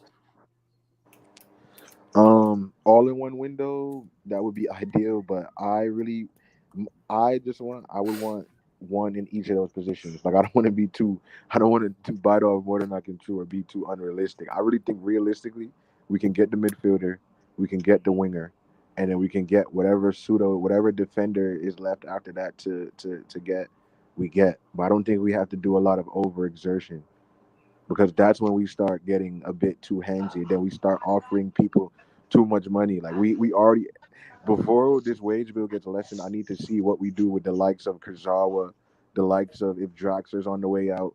I need to see what's going to happen with these players, because obviously we're going to just keep building on top of the faulty foundation. Yeah. Yeah. Realistically, do you think that we would be able to sell all the midfielders except for Verratti? In this window, Yeah. I mean, so listen, you if mean we like go by the mid, if we take the go? midfielders one by one, Yeah, Herrera is staying. Herrera is staying put. He's staying put. He even said it, and he's a money whore, and we know that he ain't leaving. But Guy and Wijnaldum, I think Wijnaldum will definitely leave because Premier League teams will come after him, and even maybe Guy, who knows? He has Premier League experience. And then who's left? Danilo. I don't know. Paredes. For me, we should just I really don't list want. them I want to keep at a Paredes. very cheap price. Me too. No, Paredes is staying. Because the interest from Inter has gone away, and even he said in an interview that he wants to stay at PSG. So Yeah, No, he but doesn't want to leave. I would. I No would love clubs to see Paredes really stay. want him. no, but I think there would be other clubs who would be interested in Paredes more than Yeah, they of would course. be interested in anyone else. He is the Yeah. one who, while you will still be selling at a loss, he's the one who would amass more money than, let's say, Herrera or maybe Wijnaldum, depending on where he goes. I think if he was to leave, he would go to the Premier Aston League. Villa. Aston Villa Yeah, links were probably. there. Probably. They could do a No. Liverpool reunion over there with him and Coutinho. For me, with and- Paredes, I really like him, and he has a good relationship with Verratti. So why should we try to And sell Neymar, and him? Neymar, and Messi. Neymar. And he's how can you say, he's like a defender without if someone tackles Neymar, Paredes is the first one. He's a bad man. Yeah. And I want more players at PSG like that. Like Kimpembe. Kimpembe should bully everyone. He should be fighting against all the other oppositions. I don't know why he isn't doing that. Because he's the. I mean, he does. he's- I think that's a little bit harsh, because his name is LaForce, so like I think he does defend, but I think he's had to take a back seat a little bit because he gets over aggressive sometimes. Like I'd rather him be composed than the over aggressive Kimpembe, because that Kimpembe doesn't bode well for us as a team. It's But about I get having what you're saying. control. I remember against Dortmund when Emre Can tackled Neymar. Yeah. And then all the PSG players came. I love that because it shows that there's still passion, fighting for your teammates and so on. Yeah, and I also think that's Ramos right now. I also think that's going to be Ramos for us this season. Now, the thing with Ramos, he doesn't even have to go at oppositions and start screaming. They have so much fear with him. Yeah. As soon as he starts walking towards them, they're like, all right, let me leave. Yeah. Yeah, So he question, doesn't. Um, Princess and INT, would you guys how you guys feel about Paqueta? I don't think we're getting him. I think Newcastle has their eyes on him because they want him with Bruno. But I don't I see us think going for him. would you I buy him think to link that with Neymar? I have to think about that. the thing is, I don't really know how good Paqueta is, He's really and He's good. good. He's He's good. really his good. his time at Milan. Maybe if he comes to PSG, maybe he will have a dip Nah, as when he joined But Milan. look how he put I know that look what Milan at Leon that did time against us were no, though. were I at don't think very INT, so. bad look how he played time. against Leon. He literally is the spark for Leon when they play against us. Yeah, yeah, yeah. And He I turns the still game think, around a lot. but I would still take Pogba over him, definitely. Oh, of I course. think I would that take of course. no, I think that Pogba to PSG would be such a good move for both Pogba and PSG. We finally get that midfielder that makes Yeah. Verratti drop back and do what he's best at, and then we get and Pogba comes into a team where he doesn't have to defend that much. He can only focus on giving the ball to Neymar, Messi, and Mbappe. And Yeah. that's what he is best at. That's what we see from the French national team. He has Kante, now he will have Verratti. And then instead of Griezmann, Benzema, Mbappe, he will have Messi, Neymar, and Mbappe. And he has always And said that he has dreamt of playing with Messi and with Neymar. Neymar. So Yeah, yeah. But even with that being said too, in INT, the thing is that I noticed with a lot of football like personalities or football enthusiasts anyway, they love to only talk about the negatives. Like remember when we signed Hakimi, everybody was saying, "Oh, Hakimi's good yeah, as a wing back, but he will never work in PSG as a right back." And all season, like he's had his yeah, down times, but he wasn't a liability in 1v1s. He wasn't horrible defending. In my opinion, Hakimi showed that he was more of a complete right back this season. His defense was yeah. good, especially when we needed him to be against Vinny, against Grealish, against every winger. Like he was doing what he needed to do. So I think Yeah, Pogba name coming one in, left winger who scored against us. No goals coming from the left side against us. Most of the goals came from the middle. right, No, but right. see, the So thing with Hakimi, you know what, when you said that, like, about his defensive weaknesses, in his first interview after signing, he said that I'm willing to play in whatever role, right, three at the back, four at the back, right. goalkeeper. He was joking. But the idea is he's willing to do To improve. anything. Exactly. Right. He's young at the same time. Like we see his form and we kind of age him a little bit. He's 22 years old. He still has that moldable age, that age where Right. you morph into something. Same goes for Nuno, who's also used to like three at the Nuno back, is five at the amazing, back. man. But yeah, but it's like, it's like lifting weights. It's like building a muscle for these guys. So they did Yeah, decently well for something that they're not used to. And I think they'll get better over time. yeah, and that goes along with Pogba. Everybody says for United he can't play defense, bro. Juve and France Pogba is insane defensively. When that's not his main ask, and at PSG that won't be his main ask to be a defender. It's just added on. He's gonna be able to do everything he wants to do as a football player in that midfield. Because you have people like Marquinhos, Ramos, Kempembe behind you. Then you have people like Neymar and Messi in front of you. So how do you not want to go run and chase down a man to go get a ball and make sure men aren't just getting in between our defenders left and right? So I don't really think that Pogba's defense is going to be an issue at all. Nope, I don't think so. Now with Verratti there. Like Princess, I'm not gonna lie. I don't even know what the holdup is. No Zidane or Zidane. There's no way Paul Pogba looks at Juve and PSG and picks like I don't understand Pogba. Like, what are you going to Juve to do in the 3 years that you're gonna go sign there? You're No, gonna but go play like with I Rabiot. think that's backup. That's just in my mind. I think when all else fails, he can always go back to Juve. That's what I think it looks like right now. That's just there as an option so he can look through all of his options. But I think the desire would be to come. He almost came last season. It's just, it's our fault. So I just think that Juve is the Italian United right now. Honestly, they're going through. Oh my God! I never wanted to see another Juve game after the season. I saw what Allegri did to that team. It was boring, first of all. It was boring, and it was absolutely like ugly. It was ugly football. I didn't like it. Vlahovic kind of helped them at some point or whatever, and then I just stopped paying attention. I was completely uninterested. Juve, they're in the middle of a rebuild, rightfully so. So, oh well. There's Serie A teams, like, I don't know what it is. Like, the title race looked exciting this season, but like when I watch the games, I genuinely don't find so much pleasure in it. I don't know what's going on. The style just never really suited me. Neither does the camera angles. Oh my God. Did you guys ever notice the camera angles on Serie A games? It's lower. Yeah. Oh my God. Oh my God. It's horrible. The view is horrible. The angles are horrible. Like, I feel like I can't see anything, but I'm looking at everything. I don't know how to explain it. Oh man. Yeah.